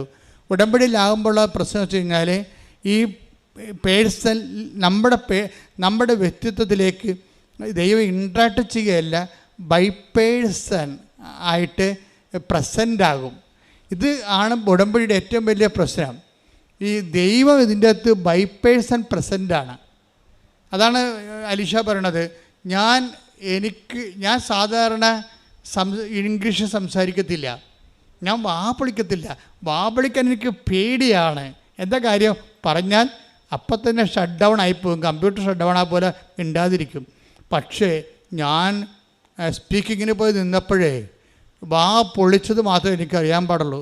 പിന്നെ ആരോ ഇരുന്നുകൊണ്ട് അത് പറ ഇത് പറ അത് പറയുമെന്ന് പറഞ്ഞുകൊണ്ട് എൻ്റെ ഉള്ളിൽ ഇരുന്നുകൊണ്ട് ഇങ്ങനെ പറഞ്ഞുകൊണ്ടേയിരുന്നു. അവർ നിർത്താൻ പറയണവരെ ഞാൻ ഇംഗ്ലീഷ് പറഞ്ഞുകൊണ്ടിരുന്നു. ആരോ ഒരാൾ പിന്നെ ഞാൻ എഴുതാൻ നേരത്ത് ഞാൻ എഴുതിക്കൊണ്ടിരിക്കുകയാണ്. ഞാൻ 3 വരി എഴുതിയപ്പോൾ എൻ്റെ ഉള്ളിൽ നിന്ന് അമ്മ പറഞ്ഞു, റോങ് സ്റ്റോപ്പ് റൈറ്റിംഗ്. ഉള്ളിൽ ഇരുന്നുകൊണ്ട് പറയണേ, നീ എഴുതാൻ ഒക്കെ തെറ്റാണ്, നീ ഒന്ന് റീഡ് ചെയ്തേ, ഒന്ന് എഴുതി വായിച്ച്. അപ്പം ഞാൻ 2ാമത് എടുത്ത് വെച്ച് വായിച്ചപ്പോൾ ഞാൻ ഇത് വേറെ രീതിയിൽ എഴുതിയാൽ ശരിയാകുമല്ലോ എന്ന് എൻ്റെ ഉള്ളിൽ നിന്ന് ആരോ പറഞ്ഞു. ഞാൻ ആ രീതിയിൽ മൊത്തം എഴുതിയെന്ന് പറയും. അപ്പോൾ എല്ലാം ആരോ പറഞ്ഞു തരുന്നു, ആരോ പറഞ്ഞു തന്നിട്ട് ഞാൻ എഴുതുന്നു, ആരോ പറഞ്ഞു തന്നിട്ട് ഞാൻ ഇംഗ്ലീഷ് പറയുന്നു. അങ്ങനെ ഒരു പേഴ്സൺ ആയിട്ടുള്ള ഒരു വ്യക്തി ഉടമ്പടിയിലേക്ക് കടന്നു വരികയും ഈ വ്യക്തിയാണ് നിങ്ങൾ ഉടമ്പടിയെ, അതായത് ഉടമ്പടി എടുക്കുന്ന ആൾ എപ്പോഴും ഓർക്കേണ്ട ഇതാണ്, ഉടമ്പടി നിങ്ങളുടെ പെർഫെക്റ്റ് ആണെങ്കിൽ നിങ്ങൾക്ക് പകരമായിട്ട് നിങ്ങളുടെ ഡ്യൂപ്പ് വരും. അതാണ് വിഷയം. ഈ സിനിമയിലൊക്കെ ഡ്യൂപ്പ് വരത്തില്ലേ? അതായത് ഏറ്റവും പ്രയാസമുള്ള കാര്യങ്ങൾ ചെയ്യുന്നത് ആ സ്റ്റാറിൻ്റെ ഫിലിം സ്റ്റാറിൻ്റെ ഡ്രസ്സ് ഇട്ടിട്ട് ആ ഹെയർ സ്റ്റൈൽ കറക്റ്റാക്കിയിട്ട് ആ ഡ്യൂപ്പാണ് അതെല്ലാം ചെയ്യുന്നത്. അയാളുടെ എക്സ്പെർട്ടാണ് അതിൻ്റെ അകത്ത്. ഇടയ്ക്ക് ഇങ്ങനെ ക്യാമറ ഇയാളുടെ ഫേസ് ഇങ്ങനെ സ്റ്റാറിൻ്റെ ഫേസ് ഇങ്ങനെ കാണിക്കുന്നേ ഉള്ളൂ. പക്ഷേ അഭ്യാസവും അടിതള പറക്കലും ചവിട്ടലും ഒക്കെ വരെ നടത്തുന്ന എല്ലാം ഡ്യൂപ്പായിരിക്കും, എക്സ്പെർട്ടായിരിക്കും. ഇതുപോലെ ഉടമ്പടിയിൽ ഒരു ഡ്യൂപ്പുണ്ട് എപ്പോഴും. അതെപ്പോഴും നമ്മൾ ശ്രദ്ധിക്കണം. അതാണ് ഇവർ മാത്രമല്ല, സാക്ഷ്യം പെർഫെക്റ്റ് ഉടമ്പടിയിൽ എല്ലാവരും തന്നെ പ്രസൻസ് പറയുന്നുണ്ട്. എല്ലാവരും തന്നെ പറയും. ഒരാളുണ്ടായിരുന്നു ഇപ്പം തന്നെ നേരത്തെ ഒരു സ്വാതികൃഷ്ണ എന്ന് പറഞ്ഞ സാക്ഷ്യം, ഇന്നലെ സ്വാതികൃഷ്ണയുടെ സാക്ഷ്യം ഉണ്ടായി. സ്വാതികൃഷ്ണ ഇതുപോലെ തന്നെ ഒരു സ്റ്റുഡൻ്റാണ്. സ്വാതികൃഷ്ണയ്ക്ക് ഒത്തിരി സാമ്പത്തിക പ്രോബ്ലമാണ്. കാര്യം വെച്ചാൽ അവൾക്ക് വിദേശത്ത് പോയി പഠിക്കണം, പക്ഷേ സ്ഥലമില്ല. പിന്നെ ഉള്ള സ്ഥലം 3 സെൻറ്റാണ്. അത് വീടും സ്ഥലവും കൂടി കൊടുത്താൽ 3 ലക്ഷം രൂപയെ സൊസൈറ്റി ബാങ്കിൽ നിന്ന് കിട്ടത്തുള്ളൂ. പക്ഷേ സ്വാതികൃഷ്ണയുടെ ഒരു അവസ്ഥ എന്ന് പറയണത് ഇതുപോലെ തന്നെയാണ്. അതായത് മാതാപിതാക്കന്മാർ സിക്കോ മറ്റേയാണ്, അവൾക്കിത് പറ്റാത്ത ഒരു ജോലിയാണ്. പക്ഷേ ഇത് അല്ലാതെ വേറെ ഒരു കാര്യം അവർക്കില്ല. അപ്പം അങ്ങനെ സാമ്പത്തികമായ തകർച്ചയാണ്. ഇപ്പോൾ എന്നാ ചെയ്യുന്നത് വെച്ചാൽ സ്വാതികൃഷ്ണ പറയുന്നത്, ഞാനും എൻ്റെ അമ്മയും കൂടി ഉടമ്പടി എടുത്തിട്ട് ഞങ്ങൾ ഒരു 5 പൈസ മുമ്പിൽ കാണുന്നില്ലല്ലോ, 5 പൈസയുടെ ഒരു വരുമാന മാർഗവും കാണുന്നില്ല. അപ്പം ഞങ്ങളിങ്ങനെ വെളുപ്പിനെ പ്രാർത്ഥിച്ചുകൊണ്ടിരുന്ന സമയത്ത് എനിക്ക് തോന്നി ഒരു മുല്ലപ്പൂവിൻ്റെ സ്മെല്ല് വരുന്ന എൻ്റെ മുറിയിലോട്ട് വരുന്ന. അതാണ് പേഴ്സൺ പറഞ്ഞ കണ്ടില്ലേ. അപ്പോൾ അമ്മയോട് ചോദിച്ചു, അമ്മേ മുല്ലപ്പൂവിൻ്റെ സ്മെല്ല് വരുന്നുണ്ടല്ലോ എന്ന്. അപ്പോൾ അവളുടെ മനസ്സിൽ തോന്നി, നീ വെളുപ്പിനെ അടഞ്ഞു കിടക്കുന്ന വാതിലല്ലേ, വാതിൽ തുറക്കാൻ പറഞ്ഞ്. ഉടനെ സ്വാതി വന്ന് പ്രാർത്ഥനയിൽ വാതിൽ തുറക്കുമ്പോൾ ഈ സ്മെല്ല് വല്ലാണ്ട് അങ്ങോട്ട് മുറിയിലോട്ട് കയറി വരും. അപ്പം അമ്മ കയറി വരണതാണ് അതായത് ഇത്. ഇങ്ങനെ അതായത് ഈ പ്രസൻസ് നിങ്ങൾ ഉടമ്പടി ശരിക്കും ഉടമ്പടിയിലാണെങ്കിൽ നിങ്ങൾക്ക് പ്രസൻസ് ഫീൽ ചെയ്യേണ്ടതാണ്. കാര്യം ഉടമ്പടിയുടെ പാക്കേജിലുള്ളതാണ്. എന്താണ് പറഞ്ഞിരിക്കുന്നത്? ഞാൻ എൻ്റെ കൂടാരം നിങ്ങളുടെ ഇടയിൽ സ്ഥാപിക്കും. വാഗ്ദാന പേടകത്തിൻ്റെയൊക്കെ കോൺസെപ്റ്റ് അതാണ്. വാഗ്ദാന പേടകത്തിൻ്റെ കോൺസെപ്റ്റ് തന്നെ നിങ്ങൾ അവൻ പറയണ പോലെ ചെയ്ത് കഴിയുമ്പോൾ, ദൈവത്തിൻ്റെ വചനം നിങ്ങൾ പാലിച്ച് കഴിയുമ്പോൾ നിങ്ങൾ തന്നെ വാഗ്ദാന പേടകമായിട്ട് കൺവേർട്ട് ചെയ്യും. ആർക്ക് ഓഫ് ദി കവനൻ്റ്, ദൈവം നിങ്ങളിൽ വസിക്കും.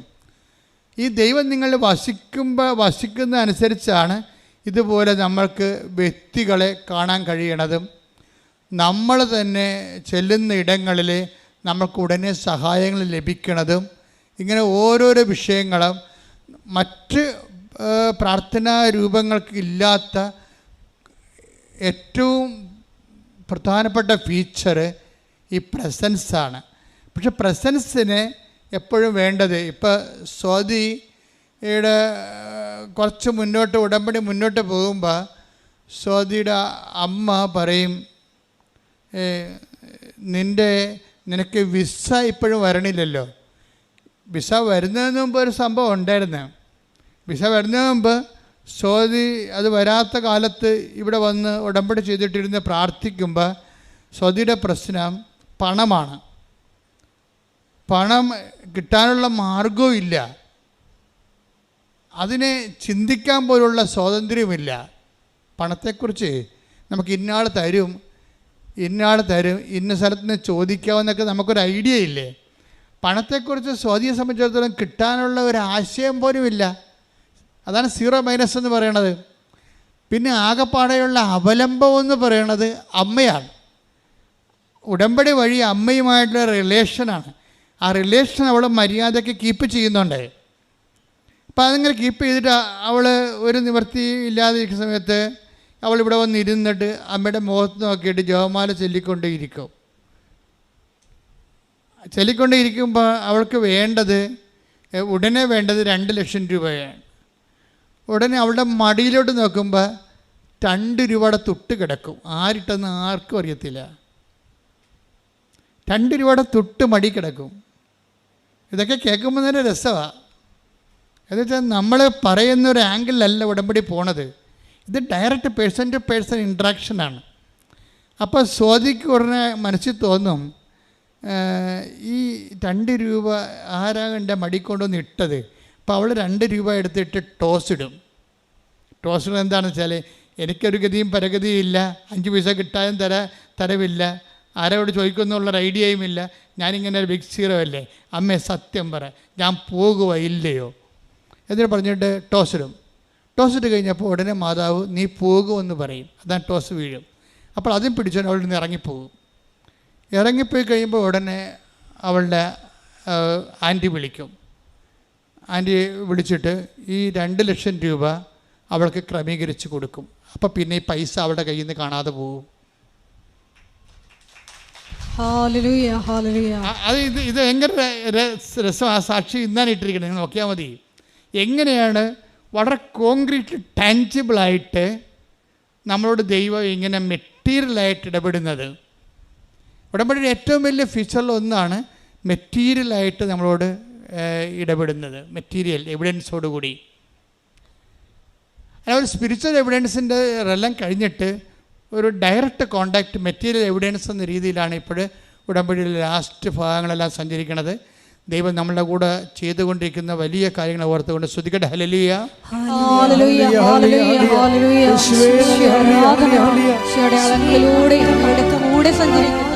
അവിടുത്തെ സാന്നിധ്യത്തിന് നന്ദി പറയുന്നു.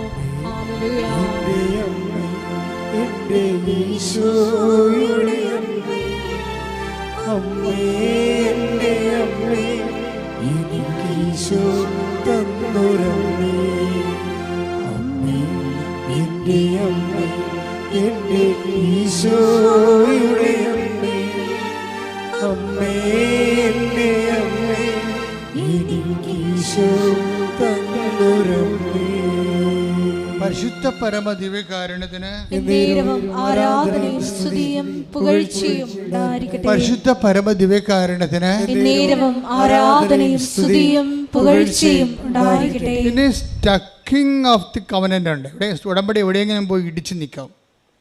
അത് രണ്ടുപേർക്കും കോമൺ ഫാക്ടറാണ്. മിനിക്കും അതുപോലെ തന്നെ അലിഷയ്ക്കും ഇവർ ഈ ഉടമ്പടി ഇങ്ങനെ മുന്നോട്ട് പോകുന്ന സമയത്ത് എവിടെയെങ്കിലും പോയിട്ട് ഡെഡ് എൻഡായിട്ട് ഇങ്ങനെ ഇടിച്ച് നിൽക്കാം. പിന്നെ ഫർദർ നോ മോർ ബിയോണ്ട് എന്നും പറഞ്ഞ ഒരു സിറ്റുവേഷൻസ് വരും ഉടമ്പടിയിൽ. എന്നിട്ട് ഇവർക്ക് രണ്ടുപേർക്കും കോമൺ ഫാക്ട് വർക്ക് ചെയ്യണത്, ഇപ്പം മിനിയുടെ കാര്യത്തിലും ഒരു ടൈം കഴിഞ്ഞാൽ പിന്നെ വർക്കിംഗ് കണ്ടീഷൻ അല്ല. ഭർത്താവ് സുഖപ്പെട്ടു, ആ മാരകമായ ശ്വാസകോശ രോഗിയായിരുന്ന ആൾ സുഖപ്പെട്ടു. പിന്നെ മക്കളുടെ കാര്യം വരുമ്പോൾ ഉടമ്പടി ഇടിച്ച് നിൽക്കാം. നോ മോർ ബിയോണ്ട് എന്നും പറഞ്ഞ് ഇടിച്ച് നിൽക്കാം. ഉടക്കി നിൽക്കേ, ഉടമ്പടിയിൽ ഉടക്കെന്ന് പറയും. ഇപ്പോൾ മത്സ്യത്തൊഴിലാളികളൊക്കെ എപ്പം ഉപയോഗിക്കുന്ന വാക്കാണ് ഉടക്ക്. വല വിട്ട് കഴിഞ്ഞാൽ പാറ കുടുങ്ങി നിൽക്കും, പിന്നെ വലിച്ചാൽ വരത്തില്ല. വരികയാണെങ്കിൽ മോശമായിട്ട് വലിക്കുകയാണെങ്കിൽ വല കീറിയും പോകും, ഉള്ള മീനും കൂടി പോകും. അങ്ങനെ ഉടക്കെന്ന് പറയണത്. ഉടമ്പടിയിൽ ഉടക്കുണ്ട്. ഉടക്കെന്ന് പറയുമ്പോഴേ ഇവരുടെ രണ്ടുപേരും മിനിയുടെയും അലീഷയുടെയും ഉടമ്പടി ഉടക്ക് സെയിമാണ്. എന്താണെന്ന് വെച്ച് കഴിഞ്ഞാൽ ഒരു സെക്കൻഡ് ഏജൻറ്റ് വന്നിട്ട് പറയും, ഇപ്പോൾ അലീഷയുടെ അമ്മയാണ് പറയണത്, എന്തുകൊണ്ടാണ് നിനക്ക് ഫർദർ ആയിട്ടുള്ള വീണ്ടും നിനക്ക് മുന്നോട്ട് പോകാൻ പറ്റാത്തതിൻ്റെ കാരണം നീ ഉടമ്പടിയിലെ കാരുണ്യ പ്രവർത്തികൾ ചെയ്യാത്ത കൊണ്ടാണ്. അതാണ് സംഭവം. എല്ലാവർക്കും ഉടമ്പടി ഉടക്ക് വരുന്നതിൻ്റെ മെയിൻ സംഭവം ഉടമ്പടി ഉടക്ക്. ഇപ്പോൾ മിനിയുടെ കാര്യത്തിലും അങ്ങനെയാണ്. മകൻ്റെ കാര്യത്തിന് ഒരു മൂവ്മെൻ്റ് ഉണ്ടാകത്തില്ല. അപ്പോൾ മൂവ്മെൻ്റ് ഉണ്ടാകാതെ വരുമ്പോൾ മിനി സ്വയമായിട്ട് തന്നെ എക്വിപ്ഡ് ആയത് കാരണം അവൾ മനസ്സിരിച്ചറിയും പ്രേക്ഷിത പ്രവർത്തനം ചെയ്യാത്തത് കൊണ്ടാണെന്ന്. പിന്നെ പ്രേക്ഷിത പ്രവർത്തനങ്ങൾ ചെയ്യാൻ തുടങ്ങും. പ്രേക്ഷിത പ്രവർത്തനം കാരുണ്യ പ്രവർത്തി എന്ന് രോഗികളെ കാണുന്നത്. കാരുണ്യ പ്രവൃത്തിക്ക് പകരം പ്രേക്ഷിത പ്രവൃത്തി ആകത്തില്ല. പ്രേക്ഷിത പ്രവൃത്തി എന്ന് പറയുന്നത് യേശുവിനെ അറിയാത്തവരെ അറിയിക്കുന്നത്. അതിനാണ് ഈ പത്രം കൊടുക്കണമെന്ന് പറയണത്. പത്രം കൊടുക്കുമ്പോൾ എന്ന് പറയണത്, പത്രം കൊടുക്കുമ്പോൾ അവർ ചെയ്യണത്, ചിലരിങ്ങനെ പത്രം കൂളായിട്ട് കൊടുത്തിട്ട് പോരും. ചിലർ പത്രത്തെക്കുറിച്ച് പറയുമ്പോൾ കൃപാസനത്തെക്കുറിച്ച് പറയും, മാതാവിനെക്കുറിച്ച് പറയും. സ്വാതി പറയണത് ഈ ഉടമ്പടിയിൽ പുഷ് പുള്ളെന്ന് പറഞ്ഞ് വേറെ ഒരു പ്രക്രിയ കാണുന്നുണ്ട്. പുഷ് പുള്ളെന്ന് വെച്ച് കഴിഞ്ഞാൽ നമ്മളുടെ സൽപ്രവർത്തികളും അതുപോലെ തന്നെ മറ്റു തരത്തിലുള്ള ഉടമ്പടി പ്രവർത്തനങ്ങളെല്ലാം നമ്മൾ ഉടമ്പടിയെ പുറകിൽ തള്ളി മുമ്പോട്ട് കൊണ്ടുപോകണതാണ്. ഈ മുമ്പിൽ നിന്ന് വലിക്കണ ഒരു പരിപാടിയുണ്ട്. മുമ്പിൽ നിന്ന് വലിക്കണമെന്ന് വെച്ച് കഴിഞ്ഞാൽ ദൈവത്തിന് പ്രയോജനമുള്ള കാറ്റഗറിയിലേക്ക് നമ്മൾ ഉടമ്പടിയെ മൂവ്മെൻറ്റ് ചെയ്ത് കൊണ്ടുവരണം. ഇപ്പോൾ ഇവളെന്താ പറയണത്, സ്വാതി എന്താ പറയണത്? സ്വാതി പറയണത്, കർത്താവേ, സ്വാതിയുടെ പ്രാർത്ഥനകൾ അവസാന കാലമാകുമ്പോൾ ഉടമ്പടി ക്രാക്കിംഗ് കണ്ടീഷനിലേക്ക് പോകുമ്പോൾ സ്വാതി അപ്പം പ്രാർത്ഥിക്കണേ, കർത്താവേ, എല്ലാവരോടും ഞാൻ പറയുന്നുണ്ട്, മറ്റുള്ളവരുടെ അനുഭവങ്ങളാണ് പറയണത്. ഞങ്ങളുടെ നാട്ടിലെ ചേച്ചിക്ക് ഇന്നത് സംഭവിച്ചു, രോഗം ഇങ്ങനെ സുഖപ്പെട്ടു, ജോലി അങ്ങനെ കിട്ടിയെന്നൊക്കെയാണ് അയാൾ പറഞ്ഞുകൊണ്ടാണ് ഞാൻ നിന്നെ പരിചയപ്പെടുത്തുന്നത്. ഈശോ, ഞാൻ നിന്നെ മറ്റുള്ളവരുടെ അനുഭവങ്ങൾ പറഞ്ഞുകൊണ്ടാണ് പരിചയപ്പെടുത്തുന്നത്. എനിക്ക് നിന്നെ പരിചയപ്പെടുത്തണമെങ്കിൽ എനിക്ക് നീ സ്വന്തം അനുഭവങ്ങൾ തരണമെന്ന് പറയും. അവിടെ വിഷയം അതാണ്. ഇവർ പറഞ്ഞത് ഇവരുടെ നിയോഗം നിറവേറ്റാനാണ് പറയണത്. പക്ഷെ പറയണ ഭാഷ ഉപയോഗിച്ചിരിക്കുന്നതിൻ്റെ ഇൻറ്റൻഷൻ വ്യത്യാസമുണ്ട്. നിങ്ങൾ പറയും ഭർത്താവിൻ്റെ കുടി മാറണേ എന്ന് പറഞ്ഞാൽ ഈ ജന്മം മാറത്തില്ല.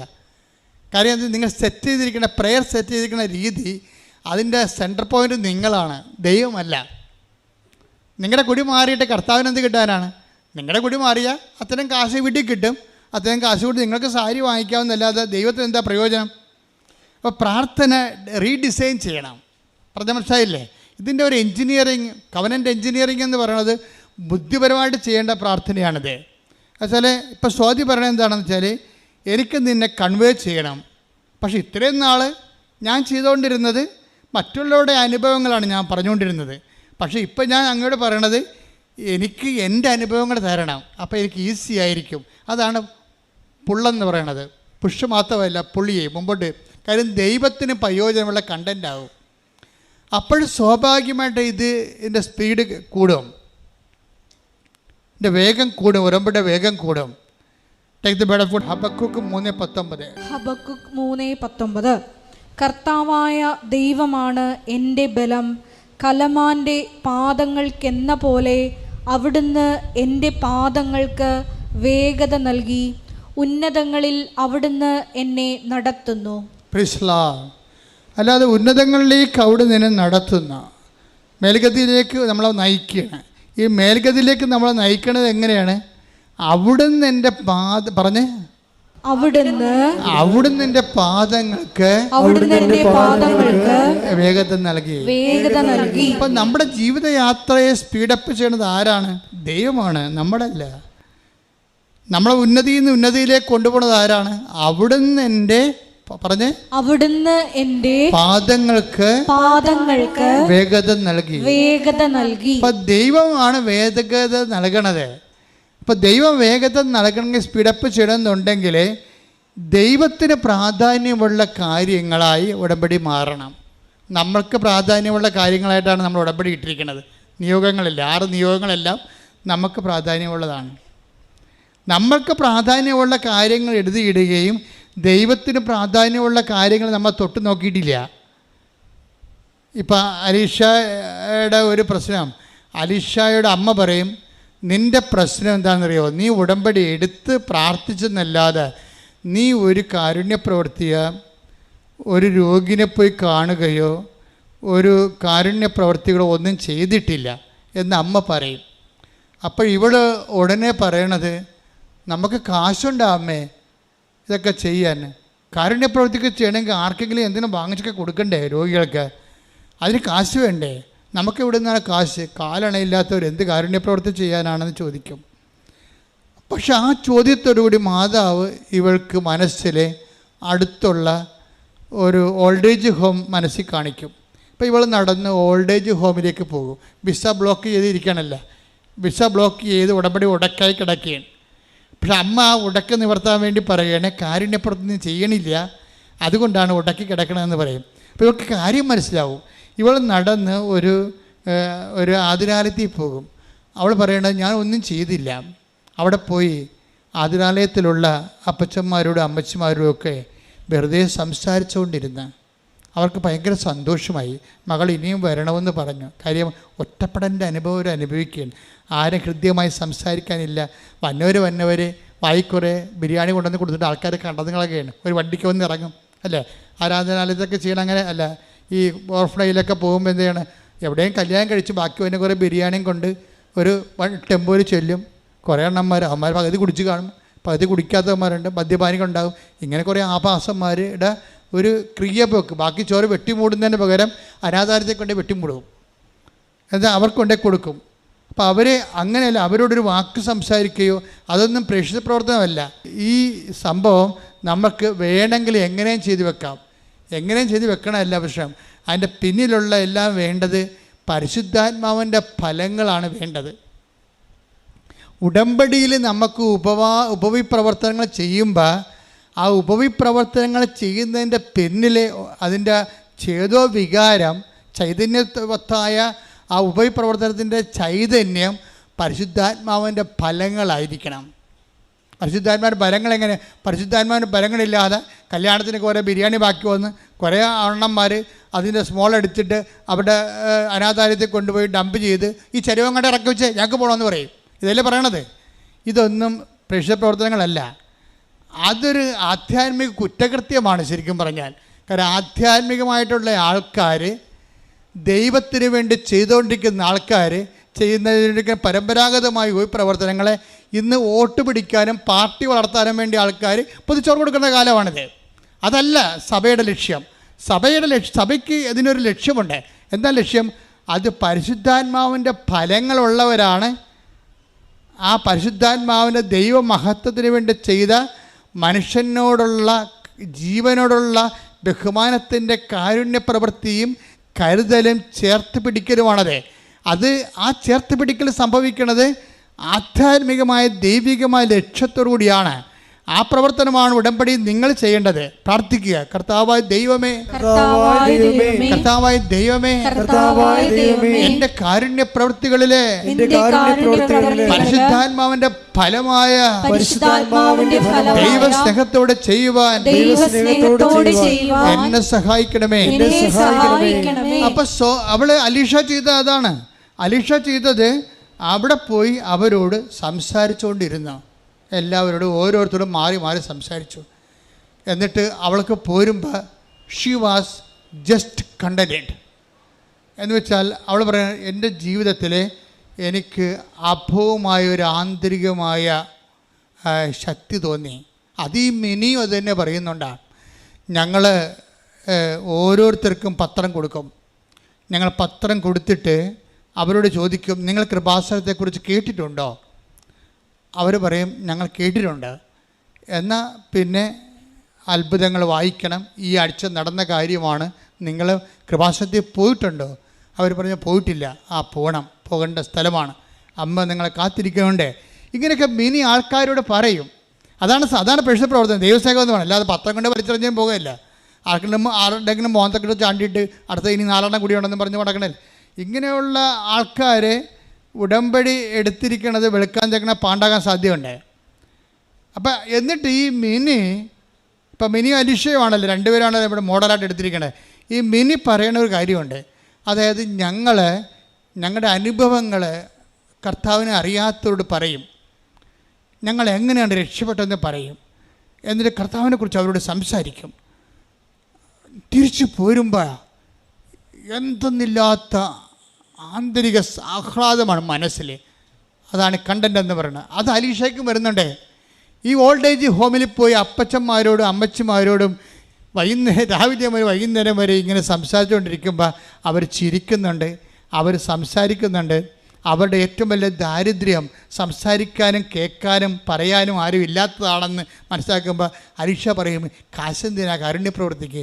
ആൾ പറയുന്നുണ്ട്, കാശെന്തിനാ കാരുണ്യ പ്രവർത്തിക്ക്, മര്യാദക്ക് സ്നേഹത്തോടെ സംസാരിക്കാൻ അറിഞ്ഞാൽ മതി. അപ്പോൾ കാരുണ്യപ്രവൃത്തിയാണ് നിൻ്റെ പ്രശ്നം, നിൻ്റെ ഉടമ്പടി ഉടക്കെന്ന് മനസ്സിലാക്കിയപ്പോൾ പിറ്റേ ദിവസം മുതൽ മൂവ്മെൻ്റായി ഉടമ്പടി.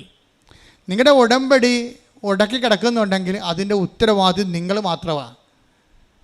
നിങ്ങൾ മാത്രമെന്ന് പറഞ്ഞു കഴിഞ്ഞാൽ ചിലപ്പോൾ നിങ്ങൾ കാരുണ്യപ്രവർത്തികൾ ചെയ്യുന്നുണ്ടാകും, ചെയ്യുന്നില്ലെന്നൊന്നും ഞാൻ പറയത്തില്ല. നിങ്ങൾ പ്രേക്ഷിത പ്രവർത്തനങ്ങൾ ചെയ്യുന്നുണ്ടാകും, ചെയ്യുന്നില്ലെന്ന് ഞാൻ പറയത്തില്ല. ചെയ്യേണ്ടതുപോലെ ചെയ്യണില്ലെന്നാണ് പ്രശ്നം. ചെയ്യേണ്ടതുപോലെ എന്താണ്? എന്ത് ചെയ്താലും കർത്താവിൻ്റെ സ്നേഹത്തോടെ ചെയ്യണം.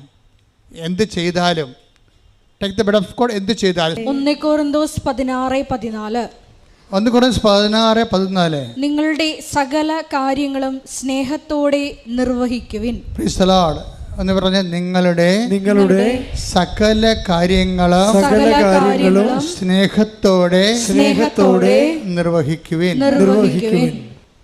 അപ്പോൾ ഈ വിഷയങ്ങളെല്ലാം നമ്മൾ എന്ത് ചെയ്യുന്നു എന്നുള്ളതല്ല പ്രശ്നം. പത്രം കൊടുത്തോ, രോഗികളെ പോയി കണ്ടോ, പൊതിച്ചോറ് കൊടുത്തോ, വെളുപ്പിന് എഴുന്നേറ്റ് പാകം ചെയ്തോ, അതല്ല പ്രശ്നം. പ്രശ്നം എന്താണ്? അതിൻ്റെ അകത്ത് ഇന്ധനത്തിനാണ് പ്രശ്നം. അത് നിങ്ങൾ സ്നേഹത്തോടെയാണ് ചെയ്യേണ്ടത്. സ്നേഹം എന്ന് പറഞ്ഞു കഴിഞ്ഞാൽ ദൈവത്തെ മഹത്വപ്പെടുത്തുന്ന സ്നേഹമാണ്. ബൈബിളിൽ നമുക്ക് സ്നേഹമുണ്ടാകാം, നമുക്ക് വിശ്വാസമുണ്ടാകാം. പക്ഷേ മനുഷ്യ സ്നേഹമുണ്ട്, മനുഷ്യവിശ്വാസമുണ്ട്. അതിൽ ഉടമ്പടി വർക്കൗട്ട് ചെയ്യത്തില്ല. ദൈവസ്നേഹമുണ്ട്, ദൈവവിശ്വാസമുണ്ട്. അതെന്താ വ്യത്യാസം എന്ന് വെച്ച് കഴിഞ്ഞാൽ ഇപ്പം റോമൻ 4:20 എടുത്ത് ദൈവത്തെ മഹത്വപ്പെടുത്തിക്കൊണ്ട് പറഞ്ഞേ, ദൈവത്തെ മഹത്വപ്പെടുത്തിക്കൊണ്ട് അവൻ വിശ്വാസത്താൽ ശക്തി പ്രാപിച്ചു. അപ്പോൾ ദൈവവിശ്വാസം എന്ന് പറയുന്നത് മനുഷ്യവിശ്വാസം കേവലമാണ്. മനുഷ്യവിശ്വാസത്തിൽ ചെയ്യാം. എന്തുമാത്രം മനുഷ്യന്മാരാണ് ദൈവത്തെ അറിയാത്തവരൊക്കെ ദൈവത്തെ വിശ്വസിക്കാത്തവർ പോലും കുറേ ഉപപ്രവർത്തനങ്ങളൊക്കെ ചെയ്യണില്ലേ? അത് മനുഷ്യവിശ്വാസമാണ്. ദൈവവിശ്വാസം എന്ന് പറയണത് റോമൻ 4:20 എന്താണ്? ആ വിശ്വാസം കൊണ്ട് ദൈവത്തെ മഹത്വമായിരിക്കണം. അല്ല നമുക്ക് വോട്ട് വാങ്ങിക്കുക എന്നുള്ളതല്ല, അധികാരത്തിൽ കയറുക എന്നുള്ളതല്ല. അതിൻ്റെ വിഷയം ദൈവത്തിൻ്റെ മഹത്വമായിരിക്കണം. അപ്പം നീ ഉടമ്പടിയിൽ ഒരു ഉപപ്രവർത്തനം ചെയ്യുമ്പോൾ അതിൻ്റെ ഉദ്ദേശം എന്താണ്? ദൈവത്തിൻ്റെ മഹത്വമായിരിക്കണം. അപ്പം മിനി അത് പറയുന്നുണ്ട്, ഞങ്ങളത് ചെയ്ത് കഴിയുമ്പോൾ ഞങ്ങൾക്ക് വല്ലാത്ത സന്തോഷമാണ്. പക്ഷെ ഞങ്ങളത് ചെയ്യുമ്പോൾ ഞങ്ങളുടെ കാര്യം നടക്കണമേ എന്നല്ല ഞങ്ങൾ ചിന്തിക്കണത്, മറിച്ച് ദൈവം മഹത്വപ്പെടണം, ദൈവത്തിൻ്റെ സ്നേഹത്തിൽ ഞങ്ങൾ ശക്തി പ്രാപിക്കണം. അപ്പോൾ നമ്മളെന്താ ചെയ്യണമെന്ന് വെച്ച് കഴിഞ്ഞാൽ ദൈവത്തെ മഹത്വപ്പെടുത്തിക്കൊണ്ട് 4:20 എന്താ പറയണത്? എന്നിട്ട് പറഞ്ഞ് ദൈവത്തെ മഹത്വപ്പെടുത്തിക്കൊണ്ട് വിശ്വാസത്തിലെ ശക്തി പ്രാപിക്കുവിൻ. അപ്പം വിശ്വാസത്തിൽ ശക്തി പ്രാപിക്കാൻ, ശക്തിയുള്ള വിശ്വാസം, പവർഫുൾ ഫെയ്ത്ത്, എവിടെയെങ്കിലും ഉടമ്പടി ഉടക്കി കഴിഞ്ഞാൽ പിന്നെ നമ്മളവിടെ ഉപയോഗിക്കേണ്ട പവറ് ദൈവത്തിൻ്റെ മഹത്വപ്പെടുത്തുന്ന ശക്തിയുള്ള വിശ്വാസമാണ് ഉപയോഗിക്കേണ്ടത്. അപ്പോൾ ദൈവത്തെ മഹത്വപ്പെടുത്തിക്കൊണ്ടുള്ള ശക്തിയുള്ള വിശ്വാസം ഉപയോഗിക്കുന്നത് എപ്പോഴും നമ്മൾ ഓർക്കേണ്ട ഇതാണ് വെച്ചാൽ ദൈവസ്നേഹത്തിൽ അടിസ്ഥാനപ്പെടുത്തിയാണ് ഈ ഉപപ്രവർത്തനങ്ങളും കാരുണ്യ പ്രവൃത്തികളും നമ്മൾ ചെയ്യേണ്ടത്. എന്ത് ചെയ്യുന്നു എന്നുള്ളതല്ല, വാട്ട് സ്പിരിറ്റ് ലീഡ്സ് യു. നിങ്ങൾ 100 രോഗികളെ കണ്ടാന്ന് പറഞ്ഞൊരു കാര്യമില്ല. ചിലപ്പോൾ ഒരു രോഗിനെ കണ്ടിരിക്കണത് അത് ദൈവസ്നേഹത്തോടെ ആണെങ്കിൽ അവിടെയാണ് ബലം പ്രാപിക്കണത്. അതായത് നിങ്ങൾക്ക് ബലം പ്രാപിക്കണമെങ്കിൽ അപ്പോൾ റോമൻ 4:20 അനുസരിച്ച് കൊണ്ട് ദൈവത്തെ മഹത്വപ്പെടുത്തിക്കൊണ്ട് വിശ്വാസത്തിലെ ശക്തി പ്രാപിക്കുകയും. അപ്പം വിശ്വാസത്തിൽ ശക്തി പ്രാപിക്കാൻ വേണ്ടി നമ്മൾ ഉപയോഗിക്കേണ്ടത് ദൈവത്തെ മഹത്വപ്പെടുത്തലാണ്. ദൈവത്തെ മഹത്വപ്പെടുത്തുന്നത് നമ്മൾ ദൈവത്തിനെ മഹത്വപ്പെടുത്തുന്ന ദൈവസ്നേഹത്തോടെ ഓരോ കാര്യങ്ങൾ ചെയ്യുമ്പോഴാണ് ദൈവത്തിൻ്റെ നാമത്തിലാകണത്. അതാണ് വിഷയം. നമ്മൾ ദൈവത്തിൻ്റെ നാമത്തിലാകും. ഇപ്പം നിങ്ങളുടെ ILT PR വരാൻ വേണ്ടി PR നാമത്തിലാണ് നിങ്ങൾ ചെയ്യണത്, നിങ്ങളുടെ നാമത്തിലാണ് സംഭവം ചെയ്യണത്. പിടിയിട്ടില്ലേ? ഉടമ്പടി ചില ആൾക്കാർ ഇരന്ന് പണി മേടിക്കണത് അങ്ങനെയാണ്. ഇവർ ഭയങ്കരമായിട്ട് പണിയൊക്കെ ചെയ്യും. രോഗി ഓർഫനേജിൽ പോവുകയോ അല്ലെങ്കിൽ രോഗികളെ പോയി കാണുക, ആശുപത്രിയിൽ പോവുകയോ പൈസ കൊടുക്കുകയോ ചെയ്യും. എന്തിനാണ്? കർത്താവ് ഇങ്ങനെയെങ്കിലും PR കിട്ടണേ എന്ന് പറയുമ്പോൾ ആർക്ക് PR കിട്ടണ കാര്യമാണ് പറയണത്? അവർക്കാണ്. അവരുടെ നാമത്തിലാണ് ചെയ്യണത്. അവരുടെ നാമത്തിൽ ചെയ്യുമ്പോൾ ബലം പ്രാപിക്കത്തില്ല. അവിടെ വയറ്റിപ്പഴപ്പിന് വേണ്ടിയാണ് ചെയ്യണമെന്ന് മനസ്സിലായില്ലേ? ദൈവം അതിൻ്റെ അകത്ത് കക്ഷിയല്ല. ഉടമ്പടിയിൽ ദൈവമാണ് കക്ഷി. അപ്പം അതെന്ത് ചെയ്യണം? ദൈവത്തിൻ്റെ നാമത്തിൽ ചെയ്യണം. ആരെങ്കിലും എൻ്റെ നാമത്തിൽ ഒരു ഗ്ലാസ് പച്ചവെള്ളം കുടിക്കാൻ കൊടുത്താൽ, മത്തായി 10:42, ഈ ചെറിയവരിൽ ഒരുവന് പറഞ്ഞേ, ഈ ചെറിയൊരുവന് ഒരു ശിഷ്യൻ എന്ന നിലയിൽ ഒരു പാത്രം വെള്ളമെങ്കിലും കൊടുക്കുന്നവന് പ്രതിഫലം ലഭിക്കാതിരിക്കുകയില്ലെന്ന് സത്യമായി ഞാൻ നിങ്ങളോട് പറയുന്നു. ആരുടെ ശിഷ്യനാണ്? കർത്താവിൻ്റെ ശിഷ്യനാണ്, അല്ലേ? അപ്പോൾ ഒരു വ്യക്തിയെ കർത്താവിൻ്റെ ശിഷ്യനായി കണ്ടുകൊണ്ട് കർത്താവിൻ്റെ നാമത്തിലാണ് അവരെ സഹായിക്കുന്നത്. അപ്പോൾ അവിടുത്തെ ആരുടെ നാമത്തിലാണ്? നിങ്ങളുടെ PR-ൻ്റെയോ പെൻഷൻ്റെ നാമത്തിൽ, നിങ്ങളുടെ നാമത്തിലല്ല. ആരുടെ നാമത്തിലാണ്? കർത്താവിൻ്റെ നാമത്തിലാണ്. ഒരു പത്രം കൊടുക്കുമ്പോഴും ഒരു പൊതിച്ചോറ് കൊടുക്കുമ്പോഴും കർത്താവെ നിൻ്റെ നാമത്തിൽ. സ്വാതികൃഷ്ണ അവസാനം പറയുന്നൊരു വാക്കുണ്ട്. പറയണത്, കർത്താവെ ഞാൻ രക്ഷപ്പെടുകയോ രക്ഷപ്പെടാതിരിക്കുകയോ, ഞാൻ വിദേശത്ത് പോവുകയോ ജോലി കിട്ടുകയോ, അതൊന്നുമല്ല എൻ്റെ പ്രശ്നം. എൻ്റെ പ്രശ്നം നീയാണ്. എവിടെ ഞാൻ പോയാലും പോയില്ലെങ്കിലും, പരീക്ഷ തോറ്റാലും ജയിച്ചാലും എന്തു ചെയ്യണം? നിന്നുമായിട്ടുള്ള ബന്ധം പോകരുതെന്ന്. അതാണ് സംഭവം. അത് സ്വാതികൃഷ്ണ ഭയങ്കര ലീഡ് ചെയ്യുന്നുണ്ട് ആ സാക്ഷ്യത്തിൽ. നിങ്ങൾക്കറിയാമല്ലോ, ഒരു കാത്തലിക്കും അല്ല ക്രിസ്ത്യനും അല്ല, പക്ഷെ വായിന്ന് വരുന്ന വർത്തമാനങ്ങളെന്ന് വല്ലാത്ത വർത്തമാനം. അവസാനം അവൾ പറയണത് എന്താണെന്ന് വെച്ചാൽ, കർത്താവെ ഞാൻ പരീക്ഷയ്ക്ക് തോറ്റാലും ജയിച്ചാലും എനിക്കത് പ്രശ്നമല്ല. എൻ്റെ പ്രശ്നം എന്താണ്? നീയുമായിട്ടുള്ള ബന്ധം പോകാതിരിക്കണം. അപ്പോൾ ആരുടെ നാമത്തിലായി അവൾ ചെയ്യുന്നതെല്ലാം? കർത്താവിൻ്റെ നാമത്തിൽ. അതെന്തുകൊണ്ടാണ് അവൾ അങ്ങനെ പറയണത്? ദൈവസ്നേഹത്തോടെയാണ് പറയണത്. ഏത് ജാതിയായാലും എന്നും പറഞ്ഞിട്ടൊരു കഥയുമില്ല. നിങ്ങൾ ദൈവസ്നേഹമുണ്ടോ, ഉടമ്പടി എപ്പോൾ ക്രാക്കാകും ചോദിക്കാൻ മതി. ചെയ്യുന്ന കാര്യങ്ങൾ ദൈവസ്നേഹത്തോടെ ചെയ്യണം. അതിനകത്ത് ജാതിയുമില്ല, മതവുമില്ല, എല്ലാം ദൈവത്തിൻ്റെ മക്കളാണ്.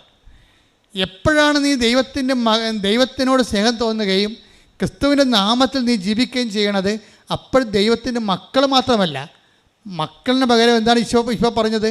നീ അവിടുത്തെ ശിഷ്യയാകുന്നു, നീ അവൻ്റെ ശിഷ്യനാകുന്നു. കൈയടിക്കട്ടെ, ശ്രദ്ധിക്കട്ടെ. ഹല്ലേലൂയ.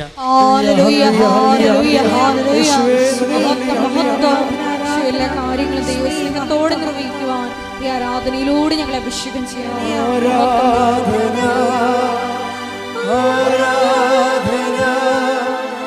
യേശുവേ, ആരാധന, ആരാധന, ആരാധന യേശുവേ, ആരാധന.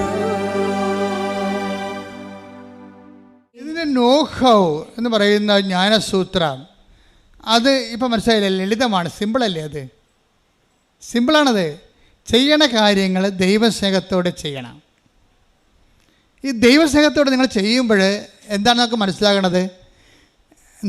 നിങ്ങൾ പരിശുദ്ധാത്മാവിൻ്റെ ഫലത്തിലാണ് നിൽക്കുന്നത്.